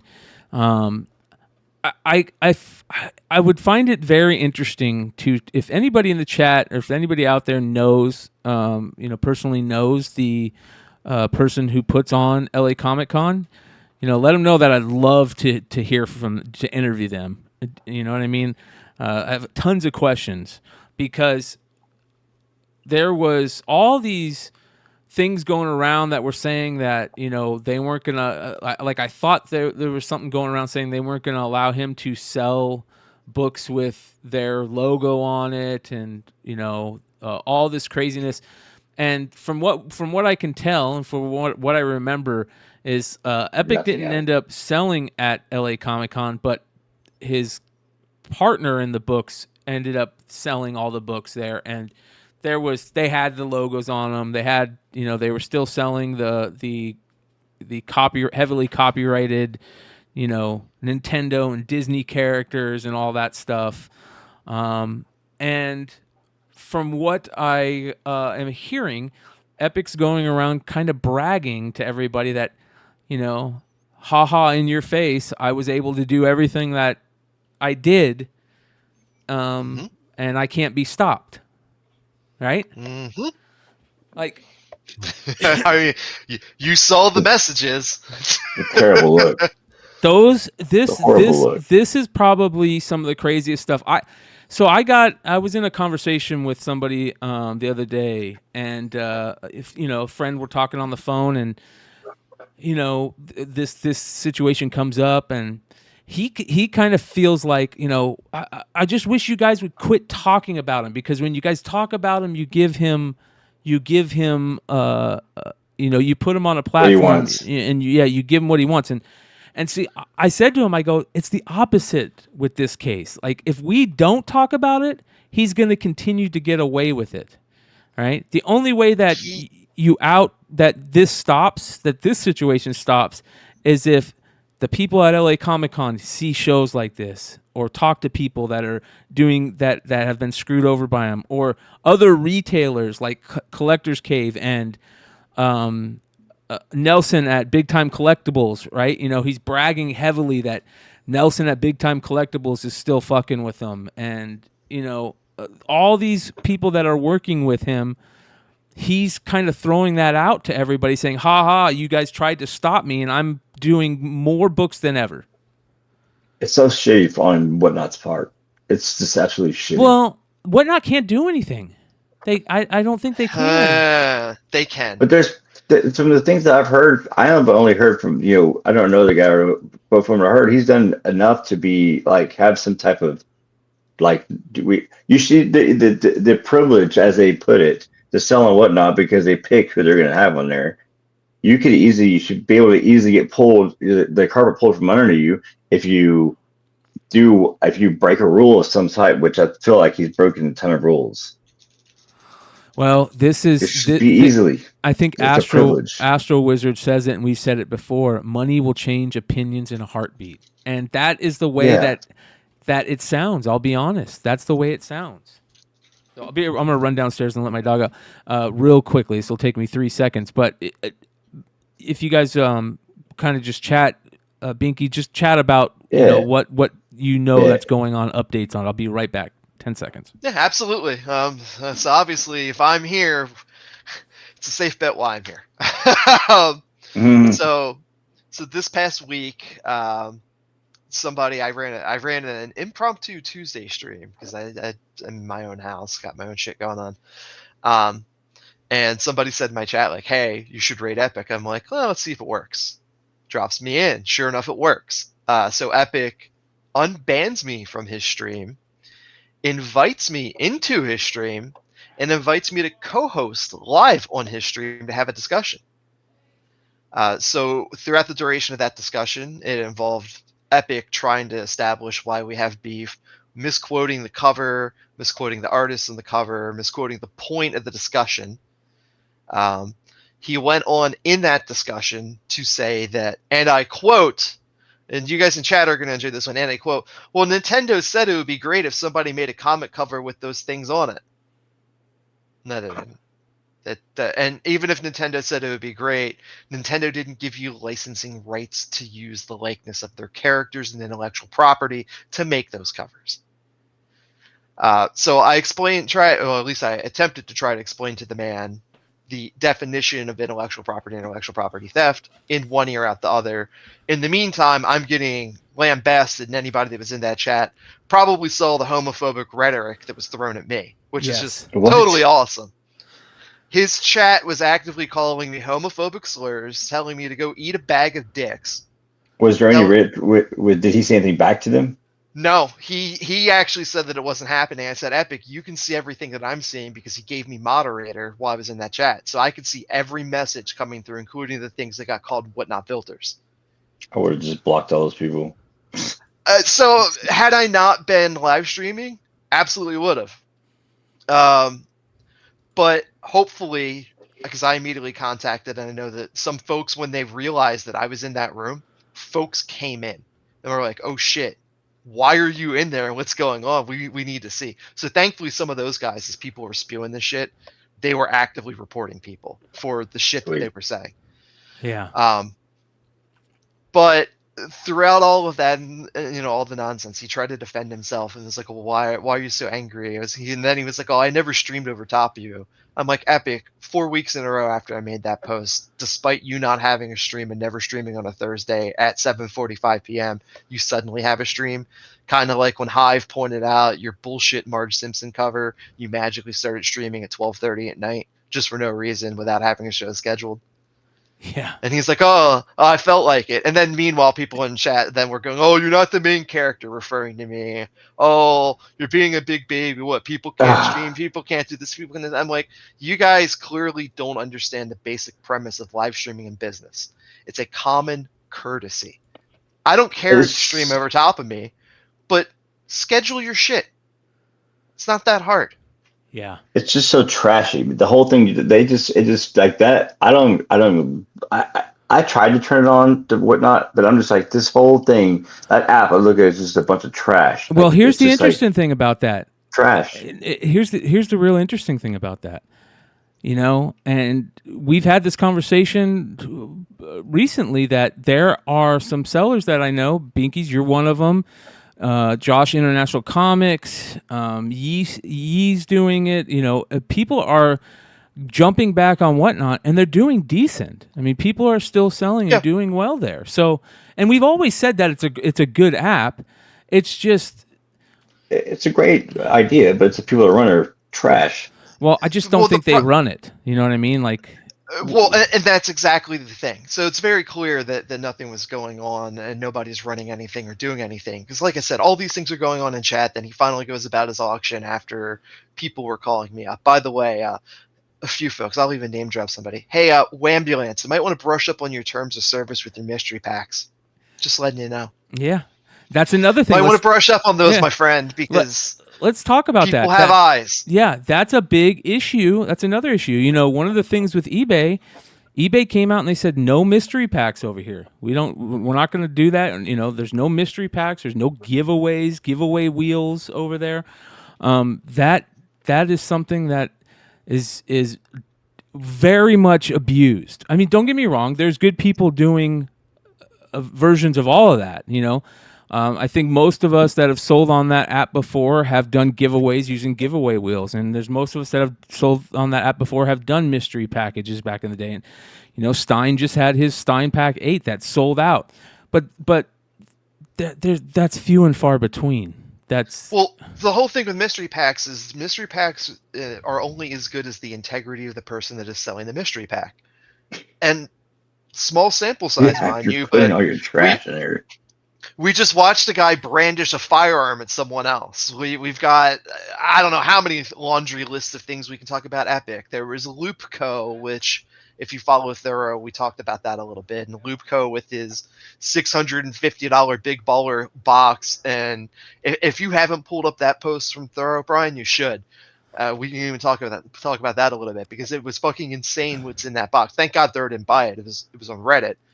They finally banned the guy, but it took them years because he's a smaller fish, so he could put that bullshit out there. Yeah. So my question, like, okay, so you have Whatnot and you have eBay. To like, do you feel that if this guy with the gun did that on eBay, would he still be there?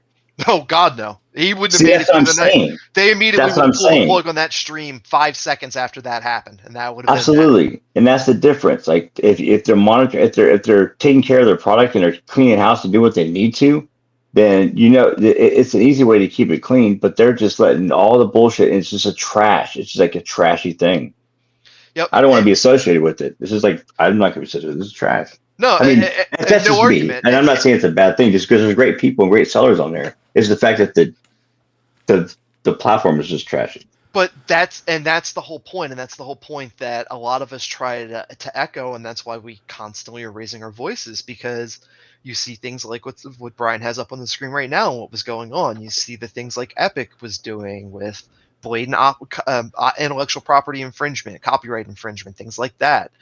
Point blank lying about the values of things and getting caught. And by the way, and I already mentioned it to her, but he implicated, and I want to very clearly use his own words. He implicated in that process that he immediately blocked me when I made that post because, and I quote, some girl that I was following and never should have been following. I'm sure folks can put together who he was referring to. Perhaps somebody that spoke up about him. Yeah. Yeah. But he blocked me because that person said I was a goofball and to just block me and ignore me. And I said, boy, Epic, that's really strange. You chose to just listen to what someone said without so much as having a conversation or knowing anything about anyone or engaging in a positive way, something that highlighted that you advertised a false value for an item. Instead of, fostering positive relationships and going, yep, screwed up, my bad, this is what we did. It's straight now. Yeah. Instead, you block me, and then the next day on a live stream, threaten me, which he denies, which I have proof of. So the guy's a tool. I mean, that's the end. The of interesting, He's just a tool. The interesting thing is that, you know, they have been reaching out to a lot of people that, you know, haven't been on Whatnot for whatever reason, trying to get them to come on. There's this big push to get a lot of, you know, local comic shop store owners to get, you know, stuff going over there. So there is a big push to do that. And this is the reason why I think that it's important to talk about guys like this. You know, I know that there's a big part of the community out there that doesn't like hearing this information and doesn't want me to do the drama report anymore and this type of stuff. And I get it. I understand. That's why I try to put it at the end, towards the end of the show. You know, I understand that there's certain people out there that just can't stand this stuff, and that's totally fine. But I truly believe that if some of this stuff you don't talk about, then people just aren't going to know about it, and they're going to get taken advantage of in a big way, and people like this are going to continue to muddy the waters of the hobby that we love. And to go back to what you were saying before, Bryan, about what your friend was saying, I get the theory that you don't want to pump up somebody like that, but I want to pause that thought for a second and completely rebuke that thought, because Epic is able to get away with the shit that he get away with because the people that have proof, the people that he owes money to, the people that he has screwed over in business transactions will not speak up because of whatever fears they have. Yeah. Well, guess what? Yeah. This guy is able to operate because of that ambiguity, because of those shadows. Yeah. So until people speak up and actually use their words to finally put that away and say, here it is, here's the receipts, here's the proof, do something, or just own the fact that you won't, and everybody will get off that boat. Yep. You know, at the end, the drama report, is it fun and does it bring clicks? Absolutely, it does. It sure does, and that's part of the drama report.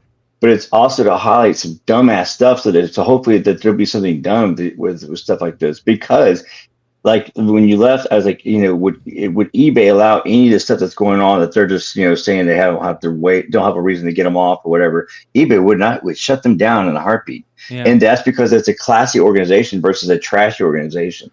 And the drama report brings clicks, but it's also to shine light on the dumbassness so that you don't get caught up in it.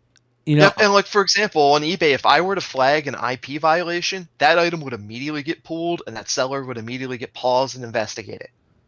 I flagged an IP investigation and the man sold 50 books for $150 a set and Whatnot didn't bat an eyelash.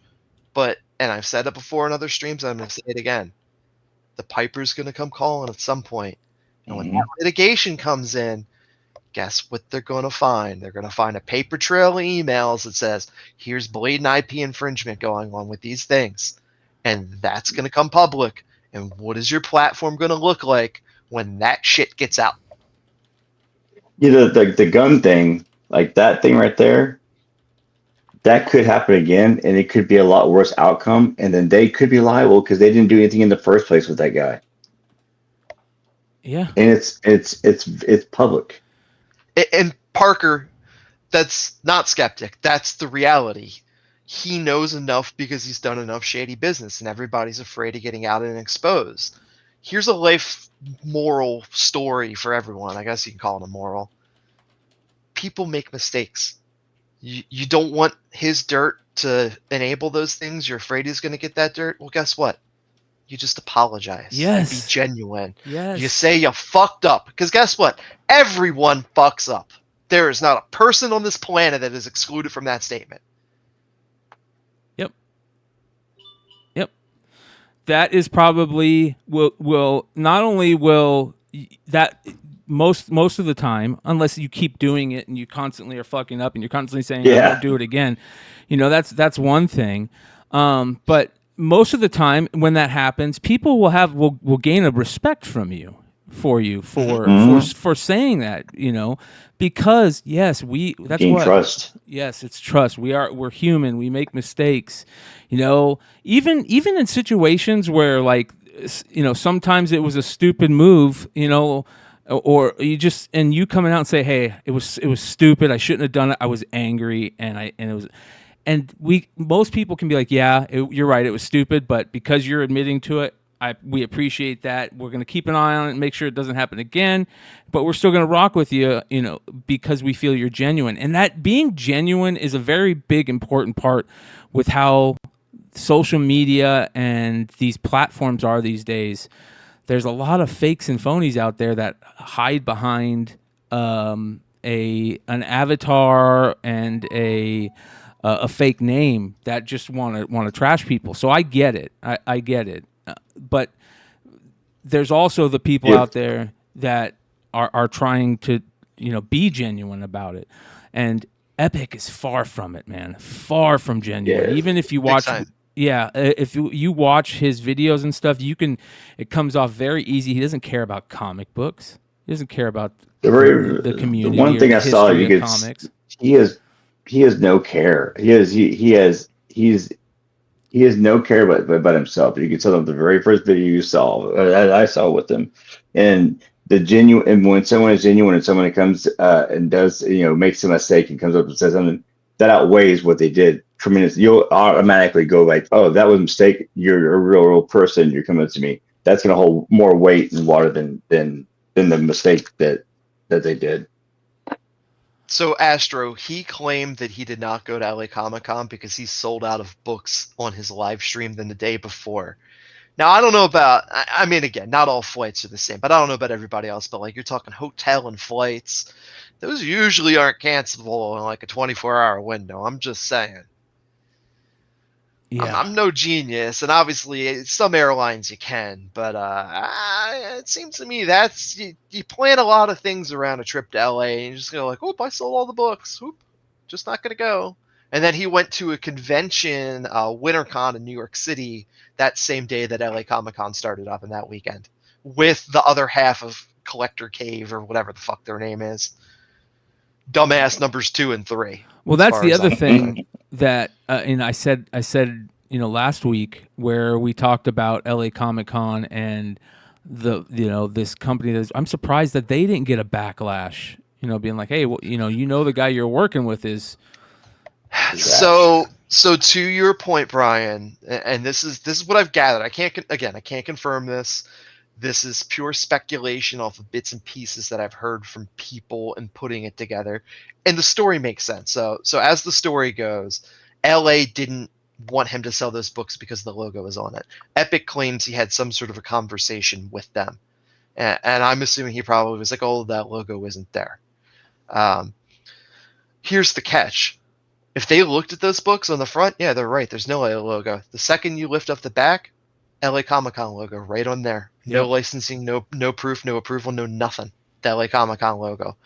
So either they're too stupid to look at the back of the book, or somebody greased that their palm a little bit. As a matter of fact, wasn't there pictures? There was pictures running around. There are, and if you don't happen to have any, give me probably not long, and I can send some to you. Yeah, let me find one. Hold on here. I think I might You have just it. open my file right quick. You might have it. Exactly. It's I had to buy a new hard drive because that file's getting so big. Yeah, there are pictures exactly of at the con, those being on the whatever it is. So I mean, you don't even have to show it. The character of the guy in the reports that came out just all equal up that we know. The photography or pictures of it doesn't even matter because we know that this guy's full of shit. Yep, there you go. Bingo bango. Yeah. There they are. Bingo boom. Shout out to Nick GQ. And he's tagging said con and all that stuff, so this is supposedly the con promoter, right? It says the vendor has been made aware that any exclusive with our con is not approved at this point and should not be advertised as such. Regarding alleged theft, please email me any police reports or court protective orders so that we might address it, that's normal. And that's the next catch. I know people in this community are averse to court cases I am in the same boat as those folks. That's another story for another day. There's ears that are probably listening that know what that means. I get it, but in this case, in clear theft, like not even partial theft, clear theft, a clear two-man operation. Shout out Red Hood for making that painstakingly clear for anybody that didn't catch it. There should have been, that phone call should have been made the second he left. Even if those books got returned, that's still theft. Yeah. I can't believe people buy stuff from this guy. So that's crazy. Well, yeah, that's and why Astro, we're talking about it. So yeah. you hit the nail on the head with your last set of comments. He is somebody that needs people to feed him. He's a narcissist. He needs people to feed that ego. And when they feed that ego, he gets a big old head and he feels like king shit. So I'm feeling a little gutsy. Who wants some saucy drama? You guys want something saucy? Because let's call back to part of that discussion from Tuesday. Let's drop some facts right now. So Tuesday, when this discussion was going on, he mentions his LA exclusive print with Snoop Dogg on the front of it. Yeah. Strange you guys didn't see that, right? A little curious. So his claim is, and I quote, "The artist thought they did a half-ass job." Guess what, sports fans?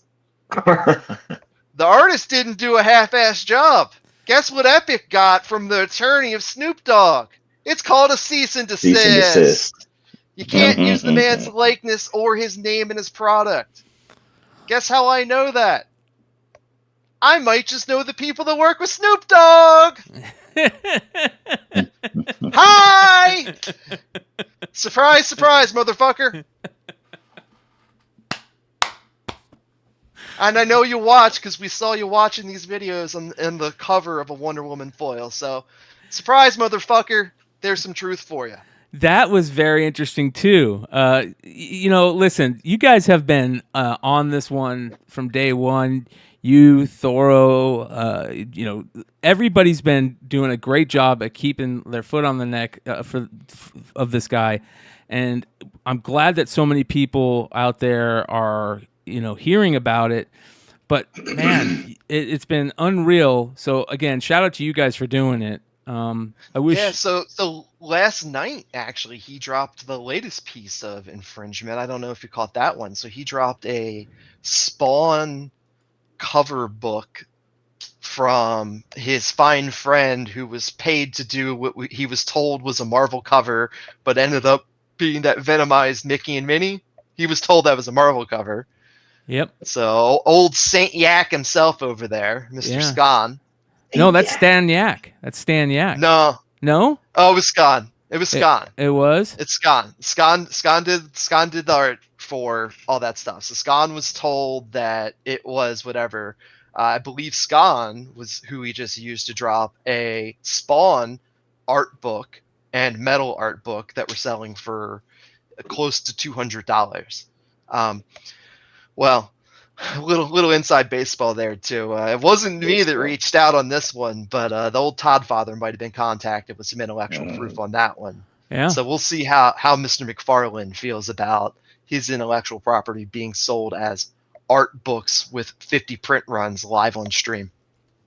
And I also heard from a few birdies or two that Eminem and his manager Paul Rosenberg have been contacted about said cosplay books. So wonderful. Thanks, Dennis. Yeah. It's I can assume who initiated that phone call. Well, we'll see how it all plays out with that one. And I think that is the news that we're hoping to hear, rather than him bragging that basically everybody is okay with it and he's going to continue to make money. Because that was the way it really felt. Like he was just bragging. It was like... Oh, he is. He thinks he's untouchable right now because he can operate in the shadows. But it's not going to fly, and when he keeps doing things like this, it's not going to fly for much longer because people don't fuck around with intellectual property, especially in this country. This country IP is so tightly controlled, it is unbelievable. You just need to step on the wrong foot. So I see some people talking in the chat about the mystery box thing. Let's talk about this real quick because we just kind of jumped over it. What's the story with this? Oh, this is a good one. So this is a post from Reddit that Thorough pulled. So, but the details in it are spot on. So here's the funny thing on this one. So the person that they're talking about here, Loopco, I'm going to say it was last week, maybe it was 2 weeks ago. Thorough had somebody that worked with NerdyCon and worked with Whatnot on a lesser extent, has some NDAs with them. And explicitly, Loopco's name came up. No more than 3 days later, this IG post came up because he's been doing this for almost 2 years on the app, if not longer at this point. So this breaks it down. This person purchased the mystery bag for $375. The listing indicated that had a minimum of $600 in the bag with a potential value up to $2,200. There'd be like multiple slabs, yada, yada, yada, and everything in there. So as we keep going through these slides, you're going to see screenshots of what it was listed as and then what he got in there. So there's the show notes. Each box is guaranteed 3 to 4 slabs plus $600 to $2,200 in comics. There's 12 chase books that are on the table. You can see some of them kind of behind the show notes. And I think the next slide may have just the screenshot of those books. Why, there it is. I was like, why am I not seeing it? Whose mystery boxes are these? Loopco was this person's name. It looks like they've at least called a temporary suspension. Hopefully it's more permanent. But remains to be seen. So every box is individually labeled. You pick a box and we open it on camera. All prizes are instant win. Each box is guaranteed 3 to 4 slabs plus $600 to $2,200 in comics. 12 books on the table, 60 slabs remaining. Win a table book. There is people that are doing this on eBay too. I've seen people that are doing this on eBay. They'll send these. Yes, with set listings. Yeah, yes. And it's basically the same description, and it's just like a photo of like these are the things that you could win, and you end up buying one of those boxes, and you get like Captain Marvel 24 and a 9.4 from 2022, and you're like, the fuck is this? Yeah, yeah. That's why, like, if when it comes to these mystery box things, I think it's important that you see the mystery boxes being opened, right? None of us see these mystery boxes being opened. And what I mean by that is not just by the people who are getting them. I mean, that's great, and I think it, but the mystery box should also be opened by the person doing the mystery box. And that's why I like what like Stein does and what happens like Dennis did early on and whatnot, and a couple other people did. You know, you would get your box and then they would show what's in the box and they would open every box on that show. So you saw everything was given away, right? And you know what you could have won because somebody else won it. Like a lot of people are giving Bry's Comics shit because nobody is seeing those main books be opened, right? Nobody's seeing those AF-15s being won. Even though we're hearing about it, you know, some people are reaching out saying, I had a buddy who won it, this and that. We always hear that, but we're not seeing it. When you sell all the mystery boxes and open them all up on that same thing, or open them all up like Stein's doing, you know, he sells them the day, you know, a couple days before, and then the next, he's opening them all up tomorrow. And he opens every package up that he sold, so everybody sees what was in it. And you know, if he said they were in it, they're being won by somebody. So it's very interesting. Here's the Reddit post. I think you're very true with that. On round point 2 is saying that like the people that sell it opening it up, because if they come all jacked up or shisty, you need they need to be in that pot of hot water. Yep. And that's a good question. I am wondering if Stan was made aware that wasn't a proper book, because like I said, you can look at the Scon post where he was back and forth with Nick, and Scon says in that, and I quote, and I can't even make this shit up, it's on Scon's Instagram, I was told this was going to be a Marvel book. Wow. So like the dude's straight line to artist too. It's amazing. Yeah. Wow. Yeah. Phantom Schmantum said Staniak tagged him. He colors spawn kills in every spawn for Image, and he colored the battle damage spawn. Wonder if he knew it wasn't an official spawn art. Yep. Wow. That's crazy. Here is, it says here, whatnot, order, help, items, condition. Okay. Hi, I purchased a mystery bag for $375. The show notes as well as the listing describes $600 in value minimum up to $2,200. Multiple slabs in this value as well. Took screenshots of everything and sent them to the help department. Numerous other buyers were also in the room pointing out the issues as stated. The seller said it is what it is. When asked for a refund, the seller blocked me for weeks. The seller dealing with whatnot. They finally stated upon further review they found the seller did nothing wrong. Just so everyone knows, whatnot is therefore stating its sellers can list anything they want and give the buyer something not as described. Which, listen, you guys, this is a big deal right now on eBay. You know, I've heard that on eBay. There's like sellers won't list. Will do the whatnot thing. Where they'll just say, you know, sale 1, sale 2, sale 3, and they won't put the picture of what they're selling. And people are catching on and going, and they're getting their thing, and they'll say to eBay, "Hey, I don't know what this isn't what I got," and you can't go back and look at it to see because it just says book 1, and it doesn't have the pictures of the book on it. So people will catch on to that shit and. Vice versa, you know, the scam. So it says here, so be careful with some sellers. Bryan Hive's looking for a link, by the way. Oh. To hop in. It's in the chat, bro. Hive, it's in the chat. You just got to scroll up a little bit. I think there's been some comments in there. Yeah, I'll put it in there again though. Hold on. Let me just put it in there. Hold on here. I apologize.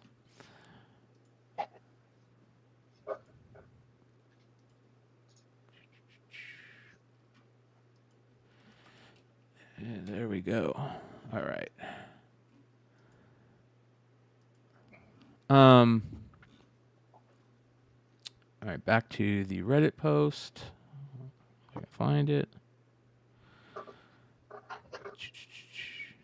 I know you read it.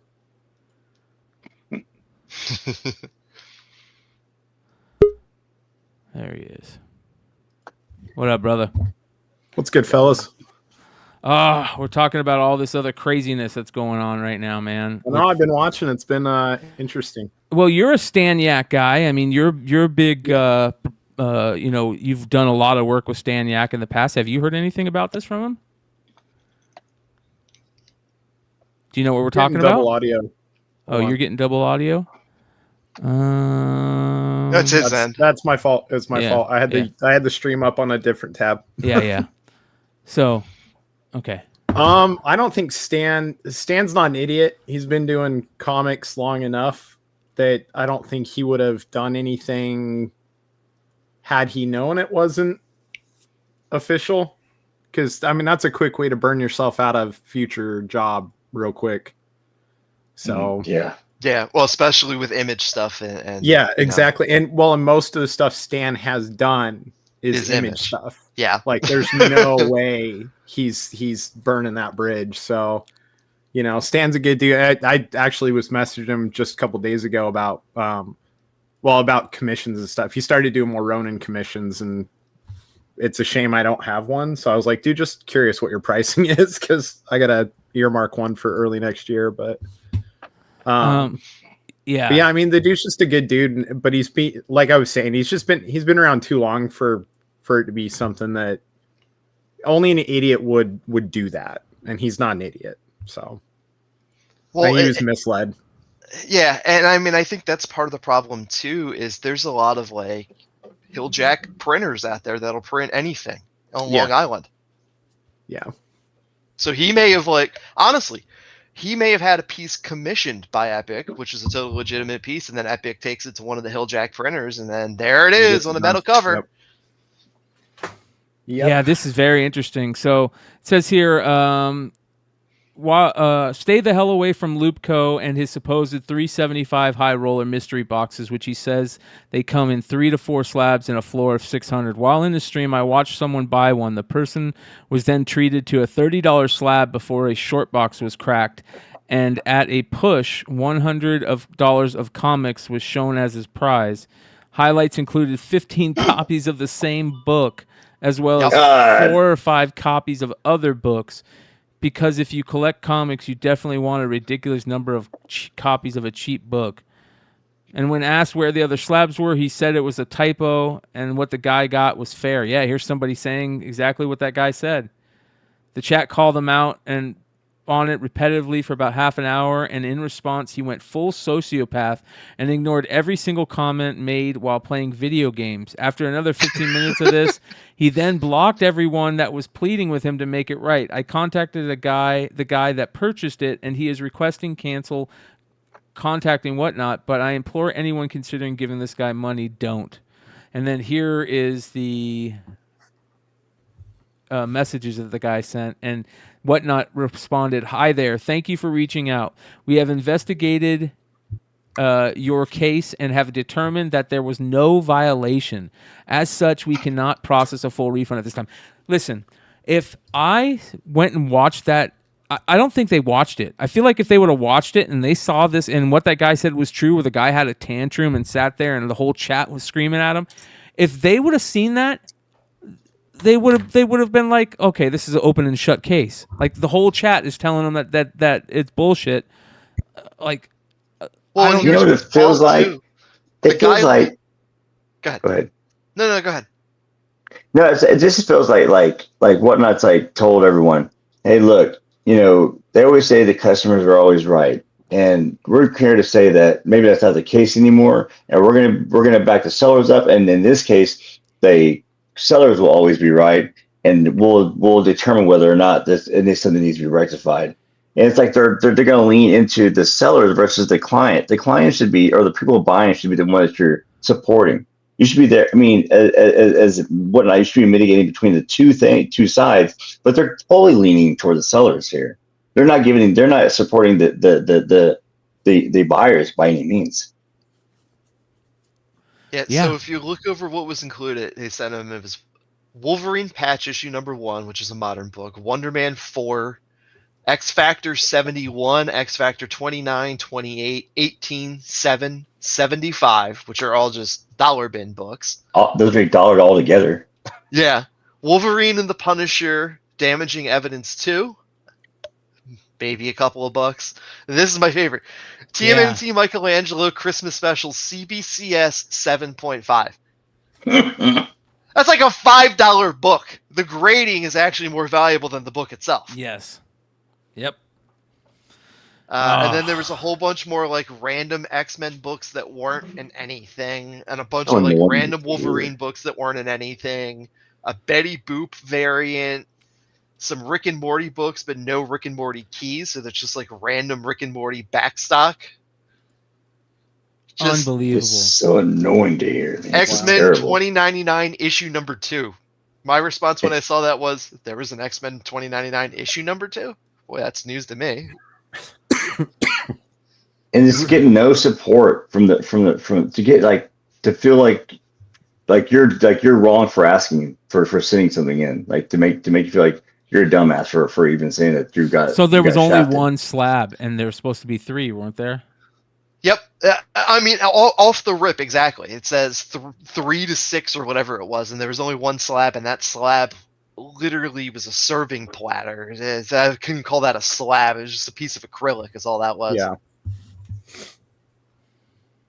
He got 3 of the same X-Men annual. There's one book on that list where he got 15 copies of it. Oh my god, dude. And he shows previous sales on the stuff. That is the exact reason why I don't get mystery packs, because typically it's people just trying to move all the shit that no one wants. Yep. You have to have complete faith and trust in the seller. So, like for example, when Hive runs mystery packs, everybody knows they're not bullshit, and you can trust it. But proof. like Joe Blow, fuck no, not with a 10,000 foot pole would I touch that. You have to trust your seller, and I think your seller has to be somebody that's public enough that they would be damaged if it came out that their stuff was bullshit. I don't see how Whatnot can be behind this guy. Look, he's dogging on Ninja Funk. No Ninja Funk, he says.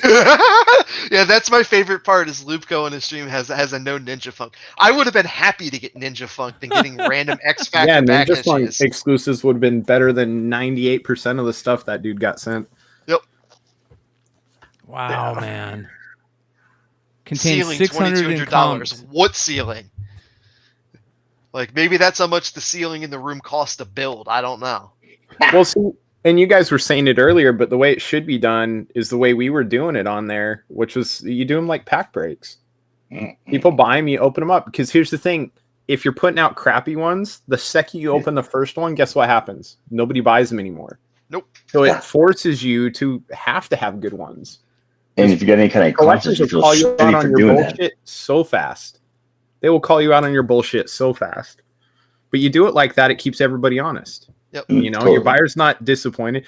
And if there's a specific chase book they're going after and they don't get it in that pack, as a seller, cool, you might sell them another one. I mean, it's a win-win for everybody. Yeah, so this dude had a 4.6 rating, which also, I thought if you hit something that low, that just throw you off and pull your privilege. No, you lose your instant payout now. It's not getting thrown off anymore. It was that. I think it was that way early. I don't think it's that way anymore. But you can lose, you lose your like instant payout. Makes me think. Or you used to. I don't know. We don't really mess around on there anymore. This guy's like, yeah, but you got to honor your listing. I can give you resources on pricing. DJ didn't get another slab. Nowhere near 375. Low floor state 600.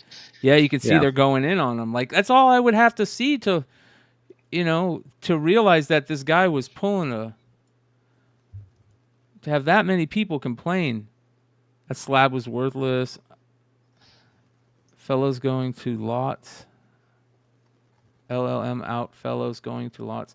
Man, that's Again, it seems like most people are just they're what we've been talking about all this whole time.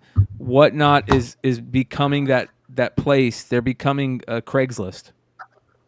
And if what it does too is that for other customers who are maybe new to comics and stuff like that, it puts a bad taste in their mouth to trying to deal with someone that's on these platforms or someone like yourself, because they're like, I got burned. All these guys are a bunch of jerks. They're all just a bunch of crooks. I'm just going to deal with the brick and mortar right down the street from me or whatever it might be, because I can't trust no one on this damn shit. Yep, so it's like it makes it bad for everyone in the industry. And that's the funny part. While I was getting screamed homophobic slurs at me in Epic's chat, that's what I tried to explain to him. I said, Epic, the bottom line, whether I like it or not, you are a face for this platform. You are one of the first things that shows up in comics. Whether I believe that should be the case or not, it doesn't negate that fact. You are a face for the platform. And when the face of a platform puts something that's worth $300 and it's really worth $100, you make all of us look like assholes. You chase away collectors, you chase away buyers, and we are all impacted. But the simple reality is, us folks down in the middle in the hodgepodge, we are more adversely impacted because our stream isn't going to be right in the front of the screen because you're the face. You're going to get that person that goes, oh, there's 300 people here. That must be a cool place to be. Let me go see what's going on. I knew it was time for me to leave the platform when I was getting angry during live sales. That's a very and I was like, this isn't fun anymore. I mean, why am I wasting my time with this if it's not fun anymore? Then I enjoy what I'm doing now. I enjoy the platform now. I enjoy eBay. I love it. I love being on there. In the industry that I work in, I have to deal with shit like this. Like the people that are the bad apples, they give people in my industry a bad name, and then I have to overcome that because I'm not that person. But they hear the negative stuff, and they've been experiencing negative stuff. So I have to overcome that right at the beginning, and it's tough. It makes it super, super tough, and it's going to be the same thing with you all. Yeah, it's where we're at now. The people that are on eBay, it's a good enough group that it hasn't been muddied, at least yet, to where like the sense of community over there is just brilliant. Like it's almost an unsaid thing that you hop on somebody else's stream and they know you're a seller. They instantly ask you when you're going live, and they shout you out and make sure. I hopped on Rage Theo's the other night when he's like, dude, when are you going live? And I said, well, I was going to go live here in like 10 minutes, but when are you done? In his chat. And he's like, oh, I'll be done in like about 20 minutes. I'm like, cool, I'll hold back. And I just hung out in his chat and bullshitted. And he let me know. You're building a community. Hive, I've only got 2 more books I'm running if you want to get your stuff set up. And I said, okay, see you guys in a few minutes. Yeah, and that's the way that it should be. The way it is across the board with everybody on there. It's just whether you know or not. Sense of community there between buyers and sellers. You get people that go from one show to another and are finishing conversations they were having in the chat of the previous show.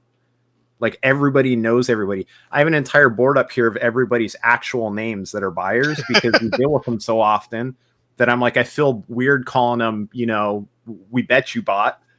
I'm gonna call him Milton because like I know their names. I'm gonna call them their names. Like, but it's gotten to that point over there where it's like that. The only downfall for right now for eBay is because they're not pushing the platform hard for live sales because they're still fixing and changing so much stuff. Like right now, our last couple of sales have been testing sales. They're like, hey, we want to test this incremental bid feature. Can we get a couple of you guys to volunteer? To do like a $1 start sale so we can test this like at $1 to $5 the bid increment's 25 cents and then after 5 it's 50 cents and so a few of us were like, yeah, we'll help you out, and so they've said that like we're not really pushing the live sale platform yet because this and the people that are finding you guys organically. We're not really pushing it, but I'm curious to see what happens when they do. Yeah, because right now it's just kind of buried in obscurity. You have to go like dig on the front page to find the link to go to eBay Live, and it's a mess. But we've been we've been saying it when people ask us. Like the biggest difference has been the fact that every person that comes into a stream on eBay is there to buy stuff. Nobody's there for free shit because you don't give away free shit.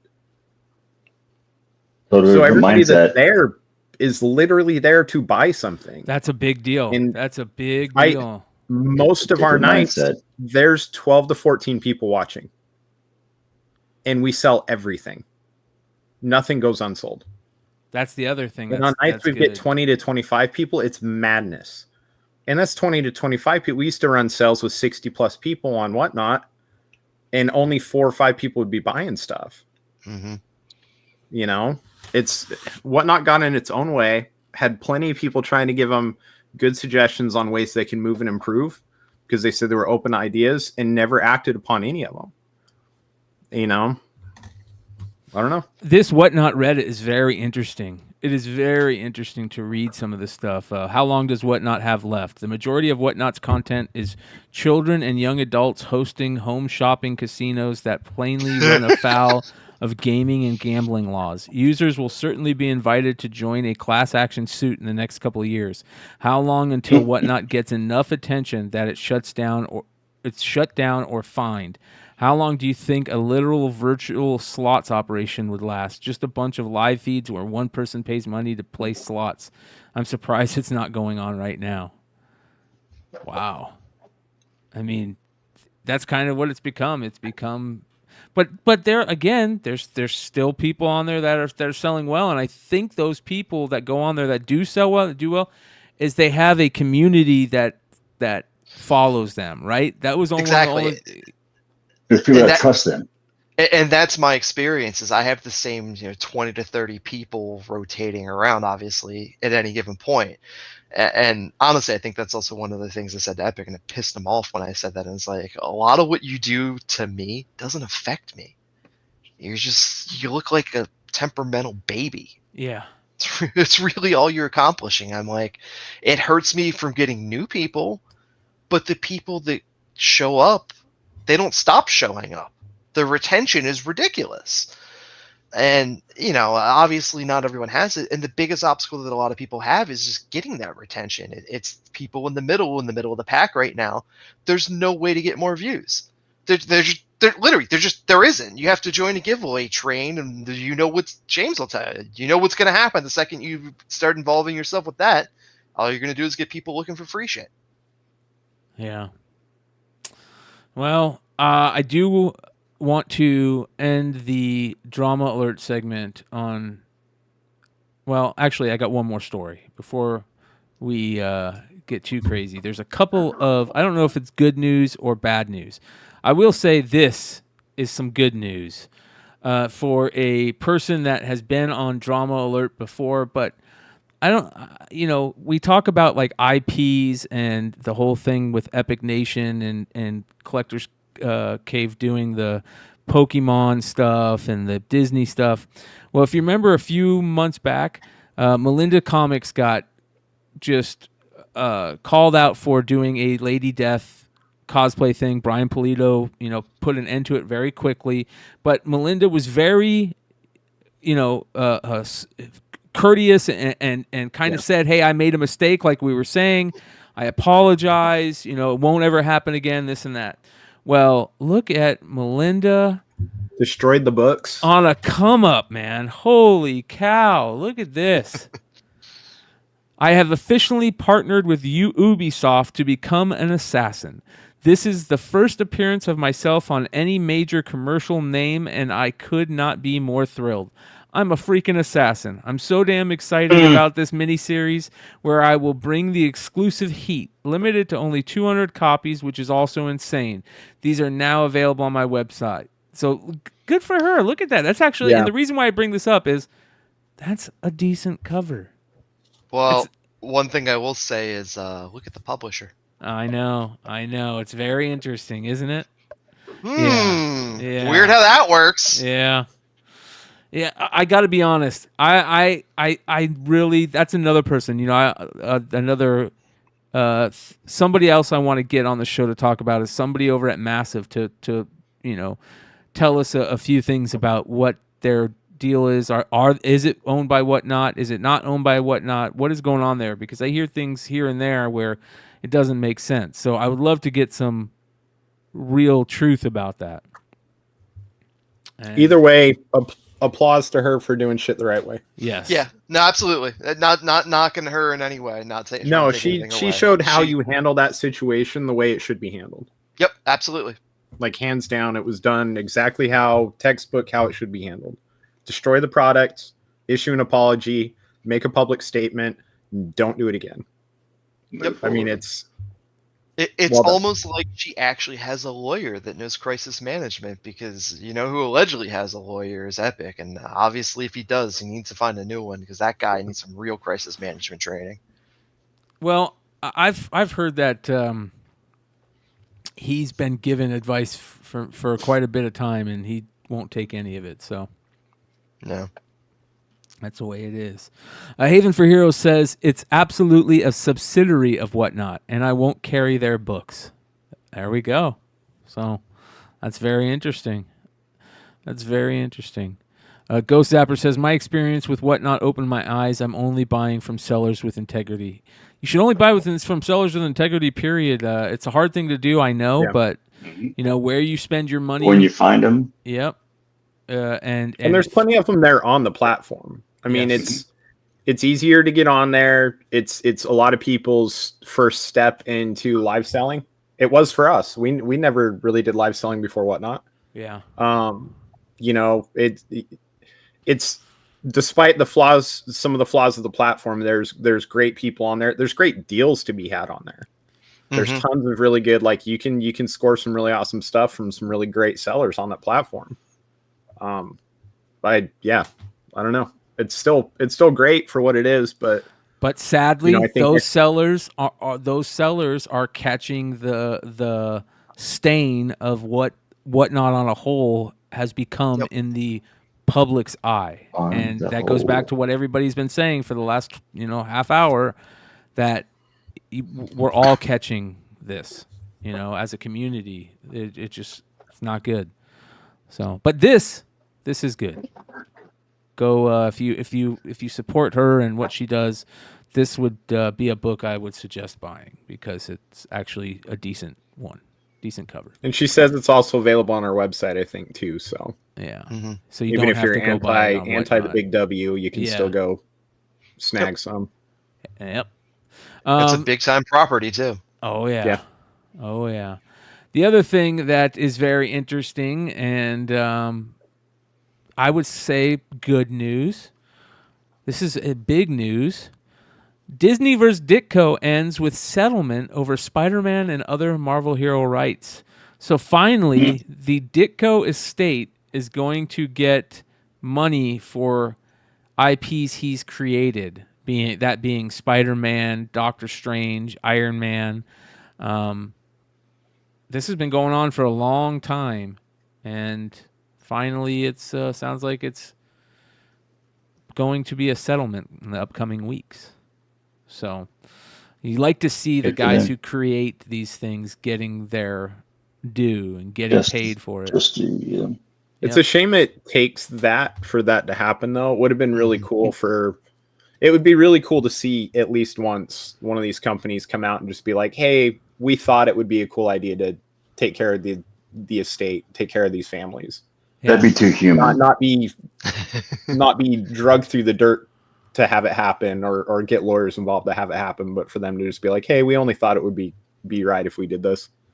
It says here, in the past several months, Marvel has received termination notices sent to the U.S. Copyright Office from the estates and heirs of legends like Steve Ditko, Stan Lee, Don Rico, Don Heck, Gene Colan, and the still living Larry Lieber, addressing cutting loose for Marvel all pre-January 1st, 1978, exclusive or non-exclusive grants of transfer or license of the renewal copyrights. The terminations would be effective ranging from May 29th to July 17th, 2023, according to Marvel's filings Friday. So even more creators, taking Marvel to court and trying to get their justice on that one, get their heirs. I know Steve Ditko really didn't care about it. It sounds like the stories I hear about it, he was just like, it's not a big deal. But his heirs were probably like, it is a big deal. Well, I mean, it's their they're trying to protect their family member too, I'm sure. Yep. Yeah. And I mean that ensures their family for life. Yeah. Realistically speaking. Yeah. Exactly. They're taken care of for a long time. If the IPs are handled properly, then a family can be taken care of for a very long time. Yeah. Yeah, big time. So great grandchildren are still, going to college, getting college covered and paid for, and yep. Yeah. So that is Drama Report. You guys know how Drama Reports ends. Let's all see our friend David Lee Roth. Can you hear me out there? Hey, man, don't be squirting water at me. I'm gonna fuck your girlfriend, pal. I love that. I love that so much. Yeah, I love that. You gotta love David Lee Roth. I love David Lee Roth, man. He don't fuck around. He was one of the reasons why I became a vocalist. All right, let's get into FOC really quick. Shout out to our boy Lefteros. I'm saying it right correctly now. Shout out to Black Crown Comics, his fellow Eastern Canadian, I guess you'll say, French Canadian. All right, let's get into this. Starting with the book that I was talking about earlier, or the property, G.I. Joe. So these are FOC selections for this week of December 11th. Starting with Black Panther number 6, the second print, a gorgeous cover by Matt Horak. I really love the design and the look of the Black Panther, lore, or what would you call this? That was something that was really cool about Mandalorian, the whole Mandalorian, the first year, is you had all the mythos and the, it's like, I want to say lore, but it's not lore, of the Mandalorian and the group, the religion, you had the armor, the different... I mean, just the aesthetic of that, it feels a lot more Wakanda than what we're used to seeing lately. Exactly. That's a better way to put it. Thank you. It's a sneaky book, by the way, because that Black Panther's always under ordered, and that issue 6 had no orders yet again. It's almost the Tosin effect, just not with the hubbub. Yep. So next we've got Catwoman number 61. This is cover C by In-Huk Lee. Very interesting cover. I love Catwoman covers where she's stealing jewelry. This is just a cover by, looks like. 100%. Beautiful. Cobra Commander #1. This is the new series, not the Larry Hama Real American Hero universe. This is the new series by Josh Williamson, the Energon universe, and the origin of Cobra Commander. So this isn't a terrible cover, and it's going to be very interesting to. I'm a big fan of Josh Williamson. I hope he does well with this. So we got our Duke reveal the other week. So we'll see how the Cobra reveal works. Daredevil #5. You got a John Romita Jr. cover that is not terrible. As I say, it looks like he actually took 5 minutes this time instead of 2. Yeah, I agree. So solicitation states this issue will feature the debut of an all-new villain. You guys know that villain spec usually doesn't pay off, but it's better than no spec at all. So there you go. And Daredevil #5. Punisher #3, you've got a possible intro of a true enemy may be revealed. Joe Garrison's true enemy, the new Punisher. And then you got the Rod Rice, almost looks like an homage cover right there, but he doesn't say after anybody. I feel like that's an homage to, I feel like that's either an homage or a pretty regular comic book pose, like the famous holding a character in your arms pose. It almost reminds me of like a Bloodstone. Yeah, it's interesting. Could just be the color schemes. Yeah. Moving on, we've got Thrawn Alliances #1. People have been talking about this for quite a few weeks now. Some great covers coming up for this.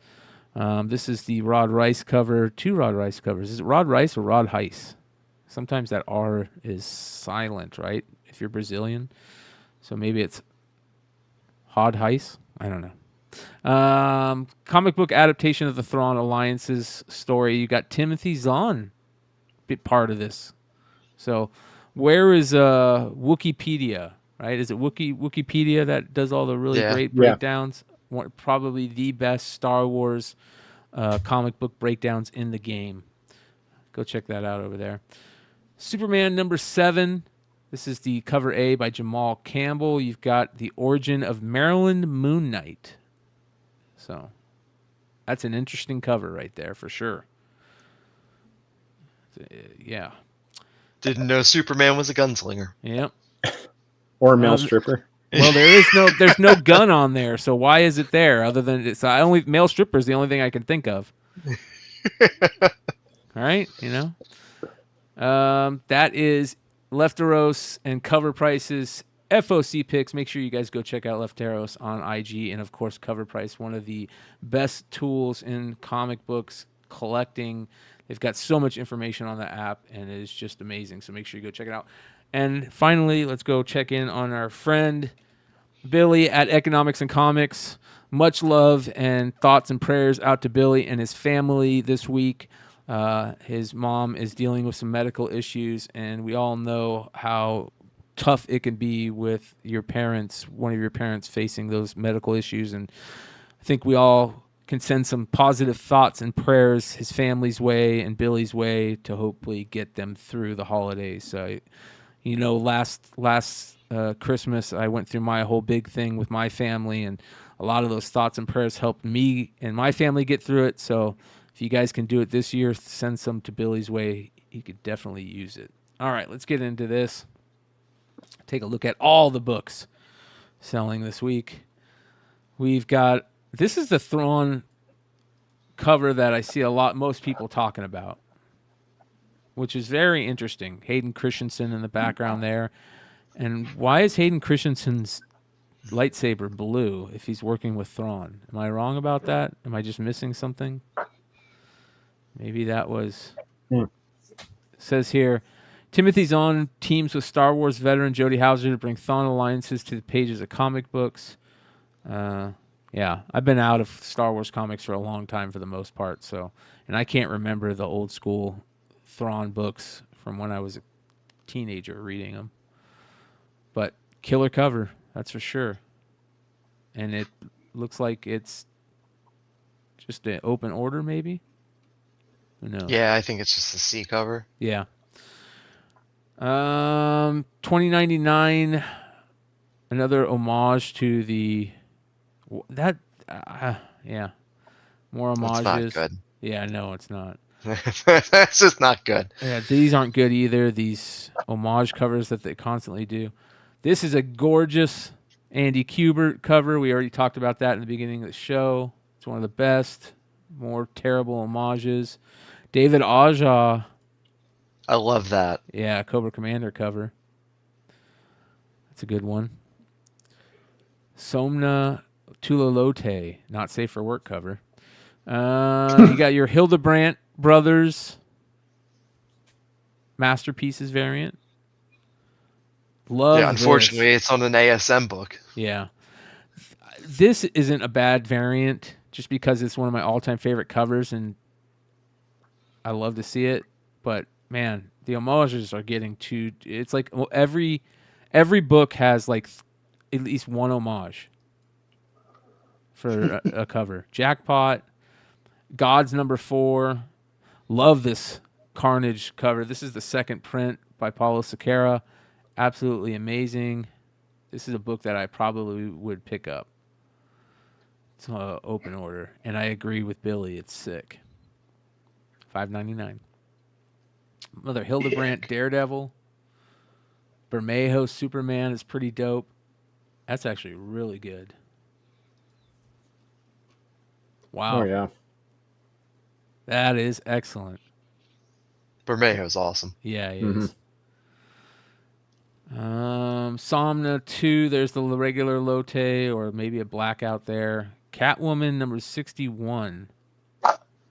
That's an interesting cover. It's very Rian Gonzalez. Yeah. Yeah. Well, that's that artist has that very similar style to that. Yeah. That Rock to Win. Yeah. Ooh, what is that? That's an homage done almost correctly. Not bad, you know? Little update of it. Yeah, I like that. That's good. Beneath the Trees, Where Nobody Sees, number 3.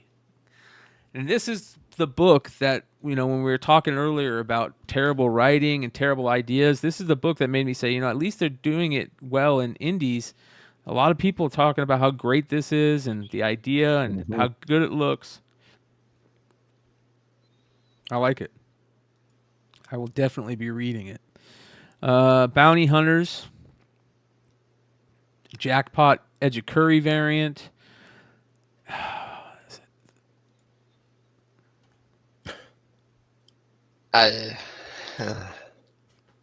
No. Yeah. No. Tedesco, Wonder Woman. He's been doing some good Wonder Woman covers lately. What is Tedesco's first work? Do I have Tedesco on the creator first? Let's take a look. We might have to add him. Let's see here. If you guys want to see this list and add to the list, oh, I got it. Kiss Comics number 185. He did inks on. His first cover was The Remnant number 1. So let's see if this is correct. Copy. Let's go. Control V. Kiss Comics 185. Supposedly he did inks on this, and this is his first published work. Looks like it's going to be tough to get, and it looks like it is European. Yep. Ediciones La Cupola, 1991. So there you go, Tedesco fans. Let's take a look at his first cover. The Remnant, number 1.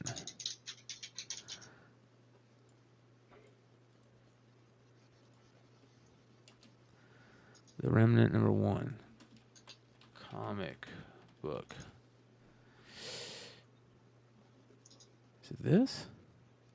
Can't be that. No, I don't think that's it. That doesn't look like Tedesco at all. It's got to be this one right here. Yeah, it's a B cover. Yeah. It's a B cover for that? No, hold on. I got it. Well, allegedly got it. Oh, here it is right here.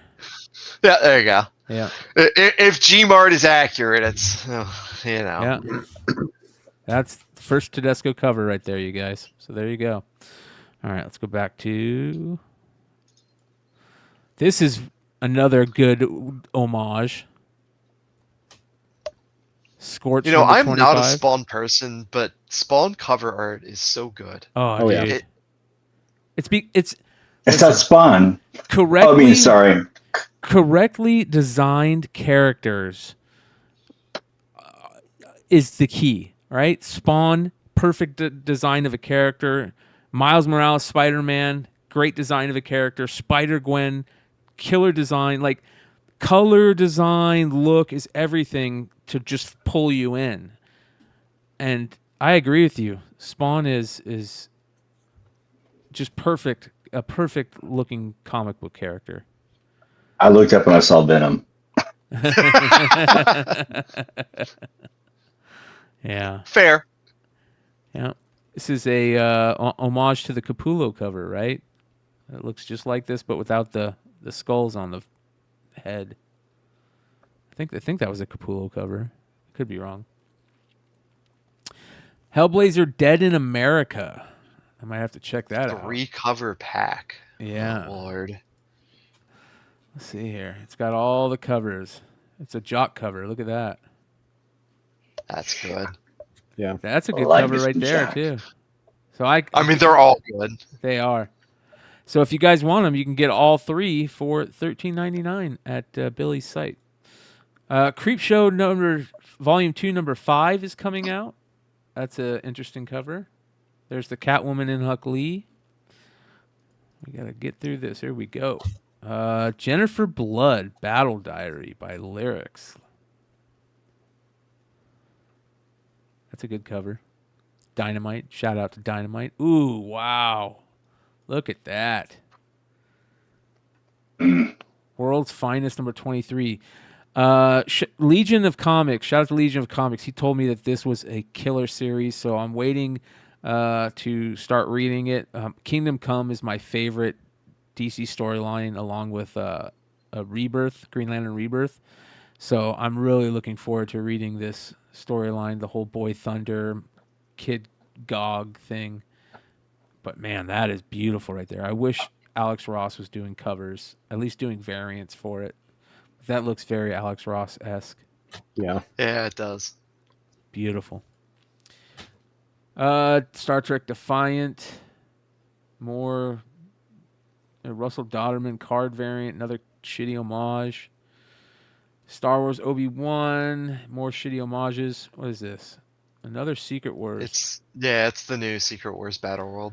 That's actually a pretty cool cover. It's good Also art. an homage. Yeah, Stegman. Good Stegman art right there, man. Really good Stegman art. That's a good cover. That's a good homage. Hildebrandt stuff, Jackpot. You can get all 4 covers there if you guys are into that. There's the Gods number 4, Massafera. Holy cow. That's awesome.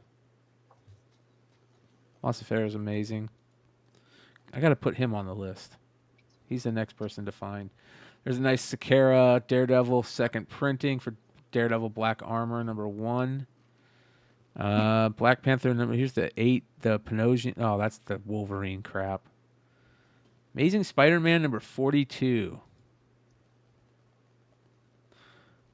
The Beetle has stepped up in her father's absence, and she's become a very different Janice Lincoln.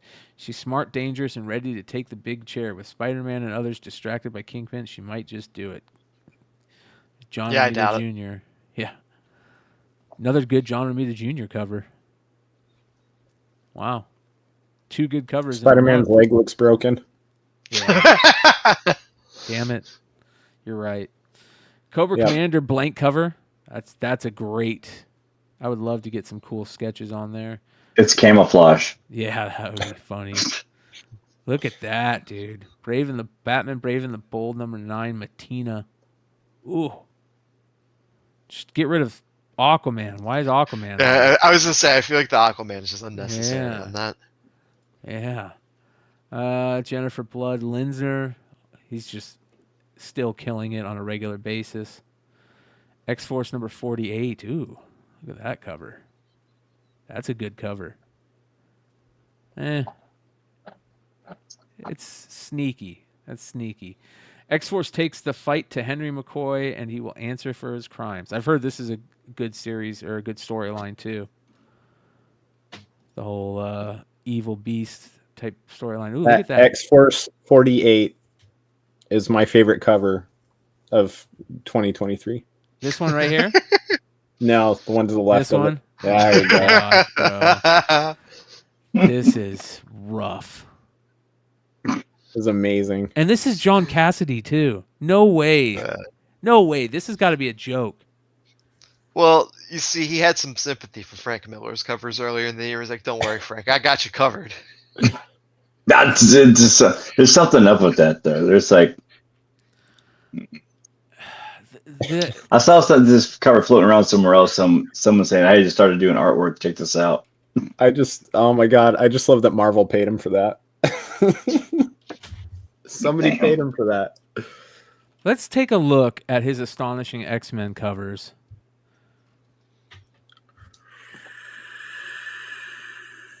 I mean, his astonishing X-Men covers are so good. Like, that's John Cassidy right there. Yep. Beast. You know? That's a good cover.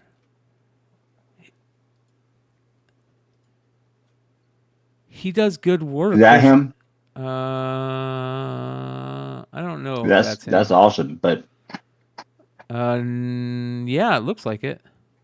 Yeah, that yellow one though, he plays on that contrast. It doesn't have to be as detailed as maybe he does in that Wolverine. Yeah, those are the variants that he did. But all of his early, all of these are John Cassidy. All of these, and look how good they are. Like, they're excellent. These are all excellent covers. There's no way. Like, I feel like that is a. Like, did he do that on Etch-a-Sketch or something? Like, he had COVID when he did that. That cover's never gonna not make me smile. Like, I need to buy a copy just to have it around, just to make me smile. That was the first cover he did after he got his COVID shot. I wonder if the OA is available. So I will say, like, the fur and the hair mane, at least that looks detailed. But I don't know what the fuck is I like going the on with spit. the rest of this. Got that Trump rough. weave going there. I like that spit. it does. He does. He's got the Trump going, dude. He got the comb over, the big comb over. Dude, I worked with a guy. Listen, this is a funny story. I'm taking out. I worked with a guy at Honeywell that I worked at, Space and Defense, that had the biggest comb over ever, right? And we would have to be like doing like work, you know, turning wrenches and shit, like actual work. And he would tip his head like this, and his whole hair would fall over. And he had a comb over that started here that went all the way over his head. It was the most embarrassing thing that I have seen. And it would happen on a weekly basis. He would go like this, and his whole... It would go whoop, and it would be hanging off to the side like this, like a perfectly, you know, head-shaped, and he'd put it back. He wouldn't know. Yeah, he would know. He'd put it back. And the dude had it for like 5 years. It was like, oh my God, bro, just shave that shit at this point. Get a bobby pin. Something. Wow. All right. Back to Yosagi Yojimbo. Ice and Snow #4. That's a nice cover. Column. All right. Yeah, good shit. Punisher. What is going on with that Punisher Wolverine variant just up there? Yeah, he's shaving himself, dude. What? What is that? Yeah. If anybody was to be drinking a beer, it'd be Wolverine. Yeah, that's rough. Jackpot. Hildebrandt, more Wolverine. They're making people hate Wolverine with all the terrible homages they're doing. There's that second printing, Black Panther 6. That's really good. Fantastic Four homage. Zorro. It's an interesting one. The movie poster. Ranger Academy, of course, they're gonna do this pose on every Power Ranger book until the end of a time. Yep.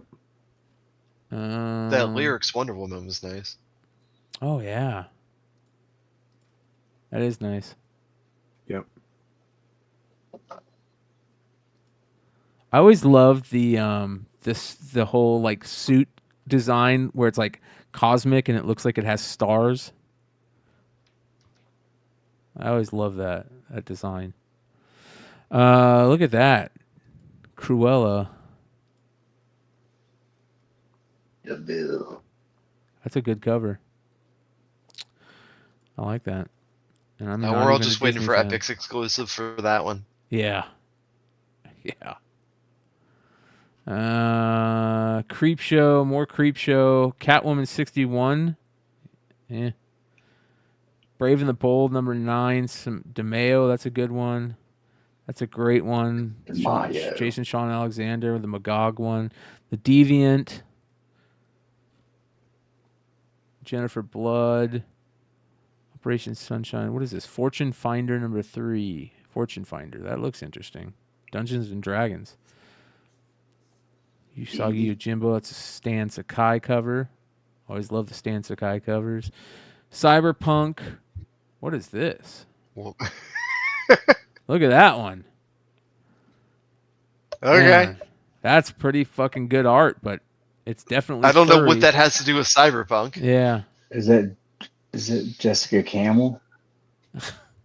It looks like a kangaroo. More Cyberpunk, Black Hammer, X-Men 30, the Banff cover. We haven't talked about Nightcrawler yet. High Republic, Miracle Man, Iron Man, Gods number 4. Nice homage right there to Living Tribunal. Look at that. That's a decent homage. I always like the Living Tribunal character. Yeah, it's crazy. Yeah. There's Got a nice 3 faces. Immortal Thor. Nice Guardians of the Galaxy number 10. That's a cool cover. Goes through toothbrushes pretty fast. It's pretty sad that we're... oh, my God, dude. Cap Wolf and the Howling Commandos have the best covers. Look how beautiful that is. That's cool. Ryan Brown kills it on almost any cover he does. And there's even more covers. Look at how good that is. Sinister. They could do a second print, just a close-up of that, and it would sell.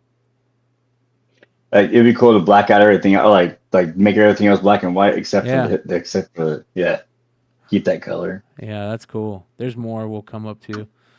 The Prism Blondie homage. Let's take a look at that. I like that. It's pretty cool. I love album homage covers. Yeah. Alien. That Alien cover is awful. Headmaster. They need to get rid of that 20th Century Fox thing on there. Very distracting. Pine and Merrimack, more Ranger Prism. This is a good one of the Guma, Beginning of Her, the Ji-Hung Lee concept art one. More Cruella DeVille stuff. Ooh, what's this? Wow, that's a nice... That's nice. Yeah, that's a little really negative good. space action too. Yeah. That's cool. Daniel Sampere, and Tomu More. I am terrible with names. What's the furthest place from here? That's a cool cover.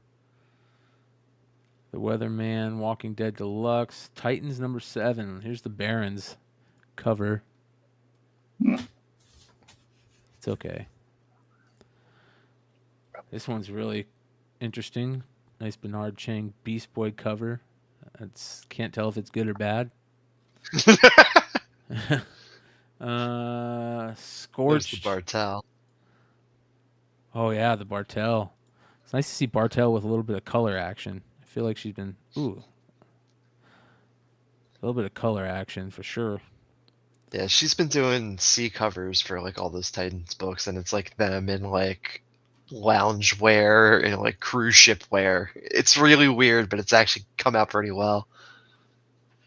Rogues. Scout Europe. Number 1 of 24? What? Yeah. Wow. Is there 24 variants? What? No, they're already planning 24 issues apparently. So Oh, okay. Issue 1 of 24. Okay. Good. It's a very planned out property, I guess. I don't know. That's a bold move there.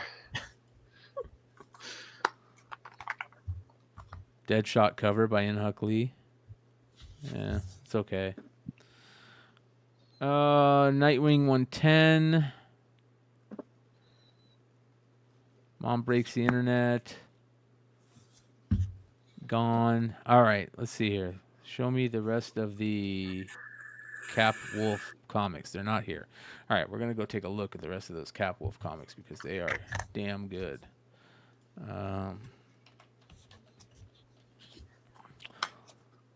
There we go. Number 4 is out right now. Right? Oh, there is no variance for that one. Wow. That's surprising. There's no variance for that. They did a lot of variants for the first one. Look at that. That's so good. That's the Jack Kirby. That one's good. That one's good. Surprising. Didn't do any for number 4. Just did they do any for 3? Yeah, the I Albuquerque. thought 3 had this. I had at least 1. Yeah, the Albuquerque. Number 2 has the really good ones, right? Look at that. Holy cow. Ryan Brown again. Yeah, I think issues 1 and 2 managed to make it to second print. Yeah, look at this is the Anceletto. Oh. Altered Beast right there. Altered Beast. It's nostalgia. Yeah, oh yeah, man. So good shit. That is FOC for week of December 11th. Yeah, agree. Leftero says not too much going on this week as far as info. Yep. Yeah, it's Christmas time, right? Usually it's kind of slow for Christmas. End of year is usually pretty slow. Yeah. Yeah. All right, let's see. Did you pull any keys out of that collection there? I mean, I'm starting to get to some cool stuff. I'm gonna have to pick your brain on some stuff. There's a Transformers 1. It looks like a Transformers 1 through, I don't know yet, through 10 thus far. I don't know if this Silver Surfer is No. Did you have those early Wolverines? Yes, there was. I saw some early Wolvie. Yeah, I saw that Wolverine number 1. Yeah. Yeah, newsstand too. Nice. Yeah. And there's a Patch Adams number 1 in here somewhere. I'll pull it out too. Wolverine number 1. Yeah. That's Patch. The ongoing. Patch. Yeah. Patch Adams or whatever. Yeah. Or Patch. What is it? That one was in pre. I had pulled that one out to show too because that's where I stuck it at. There's some TMNT in here too. Some older TMNT that I don't know. I'd have to pick your brains on that one. And I don't know if Robotech's anything now, but I think it's cool. What issues of Robotech is it? It's number 1. DC. So those are dumb low print. Yeah, like I've never seen dumb those. low print on those Robotechs. And it's a newsstand. Wow. Peter Parker Spectacular number 1. Nice. Yeah, it's just I haven't got to. He's got a run. He looks like he's got a run of web in here, and then there's a bunch of more hotels. I haven't gotten through it. I haven't got through a whole bunch of it yet. Bunch of Transformers. There's the Secret Wars 2. I don't know if that's not really doing anything though. I don't think. And then. Yeah, I haven't got through it. There's some G.I. Joe. Not bad. Not bad. G.I. Joe Transformers. So this is a collection you just picked up off a buddy, right? Yep. Yep. It's just a buddy of mine It's that nice. had him. He says I think he we've doesn't all care. had somebody that's called us that's like a friend that you don't hear from very often. It's like, hey, don't you collect comics? Right? We've all had that person that's reached out. I have a family member that's trying to sell some comics. Don't you collect comics? Don't you buy comics? I get that shit all the time. Eternal number 4, 5. Yeah, all that shit is not worth anything. Yeah. Give it some time. It's gonna come back. I hope so. I think Eternals. There's a bunch of wasn't Hulk that in here bad. that just came through, but I can't see what all of them are yet. So they are gonna use the Eternals as the connection for Adamantium. There's a bunch of Incredible Hulk. in here, actually. Yeah, that's probably spot on right there. And with the mutants coming back, they're gonna have to do something. Yep. So. Man, I see the Incredibles. All right, I'm gonna go through some IG art since we got James here. Maybe he sees somebody that he can throw on some covers here. I found somebody the other day, but I'm not going to talk about them You until the back of my wall looks like that with their stuff. So that being said, if anybody wants anything that's currently on my back wall, hit me up because I need to make some room. Yeah, there we go. So, if you want to buy any art, hit me up. Got black backboards. I've never seen that. What is that? What did you just pull out? Yeah, it was Fantastic Four. It was Grab a stack and start black- showing us because all we see is like your shoulder. Your back. Yeah, sorry. Sorry. Well, I didn't think you were waiting on me, but We see the New Era logo. Yeah. Let's see what we got here. Let's look at these Incredible Hulks that I just came across. So let's see what there's. That's usually a lot of first appearances and shit like that in there. So 122, 182. Ooh, that's some good stuff. All that old Incredible Hulk. That's 182, dude. Like what? Yeah, so 182 is an ultimate tease. Yeah, I haven't seen 181. And 182 here, though. It's the second appearance of it. That's Wolverine, I huge, think. bro. Yeah. 201, 252, 255. That's a huge 61, book, bro, that you just 63. pulled out of there. Yeah, it's the 282. Yeah. What'd you pick this up for, if you don't mind my asking? Did you guys set a price, or I haven't. You I haven't given given him a price yet. Okay. 299. Oh, that's cool. I don't know if it's worth anything, but I like the cover. Number 300. It's a good cover, yeah. Yeah, it's a sharp cover. 315, 316, 317. I don't know if any of these. Those are. I saw that Incredible Hulk. That's a key. Huh? That's a key in your hand right now. Yeah. The 317. Yeah. Like that's all great stuff, man, to find in a collection. 319, 320. Yeah, great stuff. Death Match. Let's see if 340's in there. You're getting close. It's going back down to 225. Oh. Well, 307. Well, here's 307, 301. hopefully it keeps going back down towards 181. Uh-huh. Yeah, no. He told me he thought he had the second, but I thought I know there isn't 180 in or one page on 180 with Yeah. I was like maybe just let me see if I get any more Hulk in here. Here's some more Hulk. So let's see if this comes up with anything. You said 340? 327, 329. All those old collections just sticking together. 336. Yeah, you see, that's why I'm rebagging everything. 337. Oh, Getting there we close. go. Getting close to the McFarlane stuff. 338. There we go. 339. There you go. You got 341. McFarlane. Oh. Yeah, it might be in here on 342. Some of that stuff is McFarlane stuff. Yeah, look at 343. 355 is my favorite cover of That's Hulk a of all great. time. There we go. Look at that. 344. That's a great McFarlane issue. There we go. Those are all keys right there, man. 345, 348. Yeah, there's some good shit in there. Yeah. 347. McFarlane. Those are all early Come on, McFarlane. 355. Come on, 355. 349. Well, now I'm going to Iron Man. Oh. So it might be in a different that's his spot. first appearance, in that last boxes. one. Defenders. Let's see.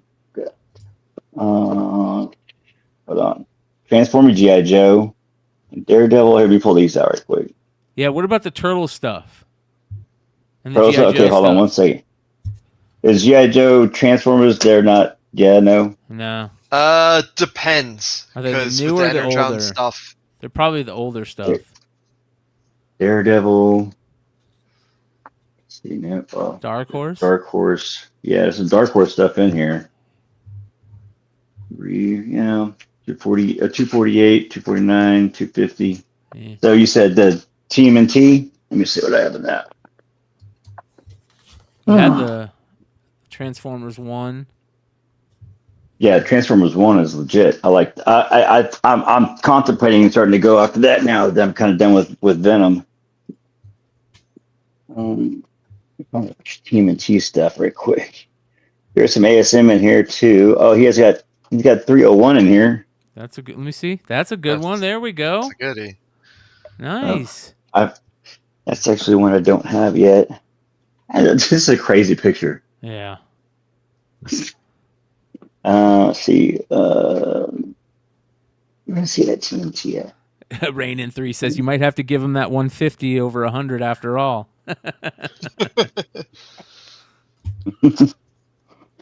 Spectacular. Peter Parker. What did I do? Oh, New Mutants. Let's see. New Mutants 53. No. Millennium. Good Lord, I just saw it. More Transformers. Oh, here it goes. I don't know if it's like off brands of the Tales of Turtles. I don't know what this is. Wait, hold that up. I've never seen that. It's issue number 14. Oh, nice. Yeah. Yeah. 14. Issue number 14. Number 5. Nice. Number 3. Was that a reprint? These are Number great 1. Turtles issues, man. Oh yeah. That's all these are great. Yeah, I mean obviously it's a later printing on the 1, but that's still a good one. Number 5. Yeah, these are killer, bro. 12. This 13. just made the whole collection right there. Boom. Yeah, that's a good book too. Whitman variant. Peace, Mister. Yeah. So yeah. I think that was the gist of the TMNT. Let me see if I find any more in here. Love Avengers and X-Men, Justice, Martial Law. What's the X-Men stuff? Yeah. Let me pull it out right quick. X-Men stuff. I'll need some. There's X Factor, and then there's X-Men. Okay. Yeah. So we'll rip through this right quick. So 202. 217. 222. I think that's a key. Nice yeah. key. Yep. That's a hot book right now. Yeah, it is. That's a. Oh, this is a great era in X-Men, man. Nice. 229. Yep. I love this time period of X-Men. Oh, I used to have this one. The Sinister era. I had to press that one. It's like where Sinister's coming into the Brood. The Brood is back. 233. Ooh, nice. Classic, iconic Four. cover. Yeah, that's a good one. 225. Fall of the Mutants is an underrated series or event. That's a good one. 235. Let's see. Yeah, it all stuck. Yeah, these are great X-Men issues. 37. 238. Yeah, it's good. Nice. Good stuff, man. I love this X-Men, old school X-Men stuff. Ooh, nice. Classic X-Men. Classic number one. That's a great cover. Too bad it's not a newsstand, but it's still beautiful looking. Yeah. 14. 15. Ah, that's cool. I like that cover. Yeah. Nightmare Crystal. That's a cool 16. cover. I like when they redid the covers for the classic X-Men stuff. 17. Oh, he's almost naked there. Risque. The Melinda's comic variant. Yeah. 19. Yeah, old school. 20. 21. 22. There's some great 23. 23. appreciated early cover art in those classic X-Men books. 24. 25. 27. Ooh, what's that? Wacky Squirrel from Dark Horse. Those type of books right there are always like I have to open them up and check them out on the inside. Number 26. Avengers number 3. And there's some X Factor stuff. More Transformers. Headmaster, never heard of that one before. Air Raider. Some Alpha Flight. Captain. Some more Wolverine. Here's some Wolverine. Let's see real quick. Well, just one Wolverine. The Incredible Hulk and Wolverine is like a team up or something. Yeah. Justice League. Billy says early YouTube vid. Yep, that's exactly what we're doing here. Yep, we're going old school. Yeah. Yes, that's pretty much. I think the gist of like there's some Marvel Comics presents Wolverine. I don't know. Oh, there's some Justice League. Skip. Yep. Well, if you're lucky, you'll pull an That's issue a sick number 1 cover. for that Justice League run. Yeah. Sell it now. I gotta go find mine because I know I have them. Number 4. Yeah, because you won't be able to sell them anytime after. No, you're right. I've got like 4 days to get it done now. Yeah. For 2 days ago. There's only one new.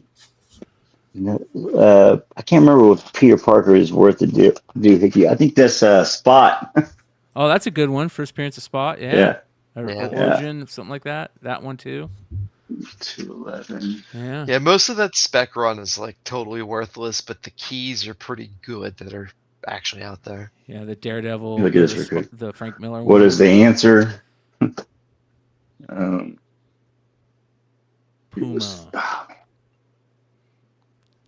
28, right? Spectacular. Dr. Octopus. 124. 130. Early black suit stuff. There we go. Raven's Last Hunt. Yeah, Raven. The Craven series. I think I have this a newsstand too in here. There we go. 132, 133. That's a sick cover. Uh, Yep. Is that Sienkiewicz? I can't remember. Yes. This is the fall of the mutant. And then it's got a newsstand too. That's cool. I'm surprised you got both of them. That's Sin Eater. It's an interesting. Sin Eater? character. Sin Eater.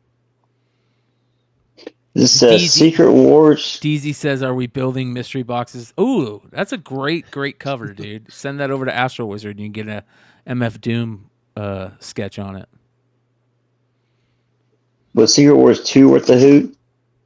That was the one you just pulled out. What did you just pull out? No, that was Secret Wars. There is a couple in that are. There's a couple in that run too. Yeah.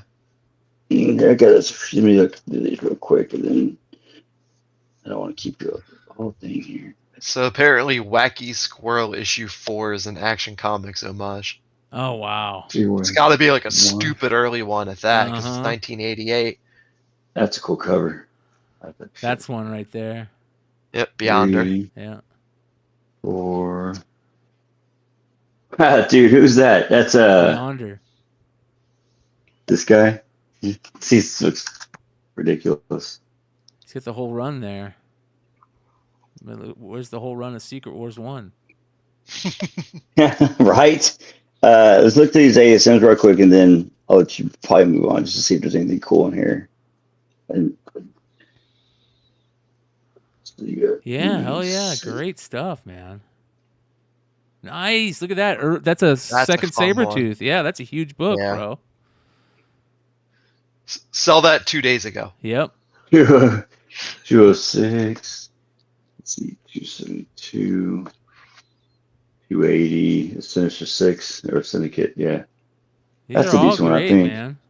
Yeah, 281. There's First Army. Marlin. Yeah. Nice. More Craven. Yeah. 3. Yeah, this is stuff I need to get on to now because the game and stuff like that too. There we go. He might have that whole series. Yeah, that's what it looks like. Is he Yeah. has all the pieces of Craven's Last I Hunt. see something in the back there too. I love that cover, by the way. Yeah. Oh, it's so good. You stand. Stand. There's the 301 and the wedding issue. Yep. Both great books. Yeah. Yeah, man. There's some more stuff in here, some Thors and whatnot too. So I'll go through and reboard and bag them, and then I'll organize it all, and then I'll give you an update on it. Sounds good, brother. Cool. Yeah, and then the other cool thing I showed you, like I thought that was cool, was I got that thing from Target. I just thought it was pretty cool. The like little. Yeah, I don't do these. They've done a couple. I don't of do good these. ones like that. Mm-hmm. Yeah, they're doing the different books. They had a bunch of Thors. I don't do the pops at all, but I had 252. I couldn't do without it because I have the Lethal Protector one as well. So that's cool. How do we claim? Soon. Yeah. So yeah, I'll organize it all up and I'll give you an update on what it all looks like. Whatnot mystery pack. Yeah. I might use this as a kickoff to start my Transformers collection. There you go. Yeah. Yeah, that's cool stuff. Oh, you got some Swamp Thing in here. Oh, what's that? There you go. That's that's a key. That's Alan Moore's first Dark Justice League, right? Justice League Dark, Swamp Thing annual. Yeah, it ties in all that. There's like 3 issues where it's like Cameo, 50, 51, Unnamed. 52. Yeah. That's a good one though, right there. Micronauts. What are the other Swamp Things? I thought he had more. I haven't come. I saw more, but I haven't come across them yet.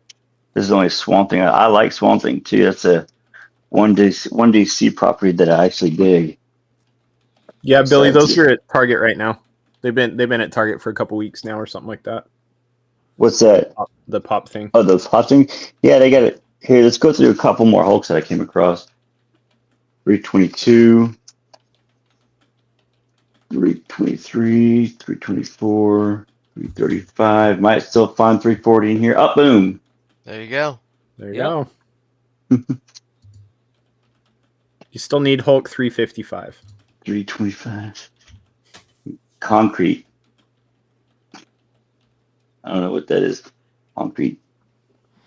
Yeah, so it's some cool stuff in here for sure. Not bad. Not bad. Very, very cool. Cool little Well, we are at 3 hours, you guys. So thank you for everybody hanging out with us. It's good shit. I would have had other shit to do, but I hung out with you guys because I love being here because I don't have other shit to do on a Saturday night. So much love to everybody out there. Make sure you guys sub up. I want to say thank you to everybody that's been rocking with us. It's been craziness the last couple of years, and it's just been a lot of fun creating this show and this content with all you guys and everybody that does this. Thanks for hanging out, and hit the thumbs up if you like what we're doing. Check out House of Stein. Check out the Bogcast. Check out all the homies. Check out all the links below. Check out all these guys' stuff. Make sure you're following Binkies on IG, and check out his Whatnot sales. Of course, you guys know Hive. I don't need to say anything. Well, actually, do you got anything coming? What do you got coming up other than daily eBay sales? Just eBay, man. Yeah. We're waiting until the spring. We'll have, I don't know, we're gonna start taking submissions here pretty soon for MegaCon. If anybody wants to get signature series stuff done, but right now they haven't dropped most of the attendee list for artists. There's not much there. It's, there's some good names on it so far, but it's kind of too early to really push anything. But yeah, if you guys want to get anything signed from anybody that's gonna be at MegaCon, you can hit us up and we'll get it facilitated and graded to CGC. So get you some yellow labels, which is what we've got selling on eBay for the next week or so. We just got back like 200 books from New York that we got signed and graded. So we got tons of yellow label slabs. Nice. So a bunch of 99s too. So really good books. Not bad at all, man. Binkies, you got any sales coming up? Yeah, it should be live on Tuesday. I had some stuff loaded for Thursday, but life's been crazy. So just some solid keys, nothing too terribly crazy. Young Avengers stuff, some Kate Bishop stuff. Goodies to be had, and they'll go cheap. Yep. And it'll be a good time. So make sure you guys are throwing him a follow. One of the sellers you can actually trust on the app. That's for sure. It's true. I actually open up my books to make sure they're in one piece. It's classic. And of course, give a sub and a follow to Economics and Comics. Go check out Cover Price and make sure you're following Lefteros on IG. Shout out to, of course, Hive Comics, Bird City Comics, Jesse James Comics, Big Clutch, Wanted Comics, all the homies, and of course Wonderworld Comics, Astro Wizard. Make sure you're following Astro Wizard on IG, and anybody else who I didn't think of, I will think of you next show. Epic for giving us epic content. Yes, epic. He's content. the gift that keeps on giving, and for anyone wondering, that story isn't all the way over because I got hours of text from him the other day that I have to pass through and figure out what's a lie and what's the truth. So more to come. Well, the most interesting thing that I saw through this whole thing is that he says he doesn't need to go on a show to explain himself anymore. So it's true. Yeah, he does say that. Well, that's definitely what he needs more than anything, because everything else just looks terrible. That being said, we're out. We'll see you soon. Much love.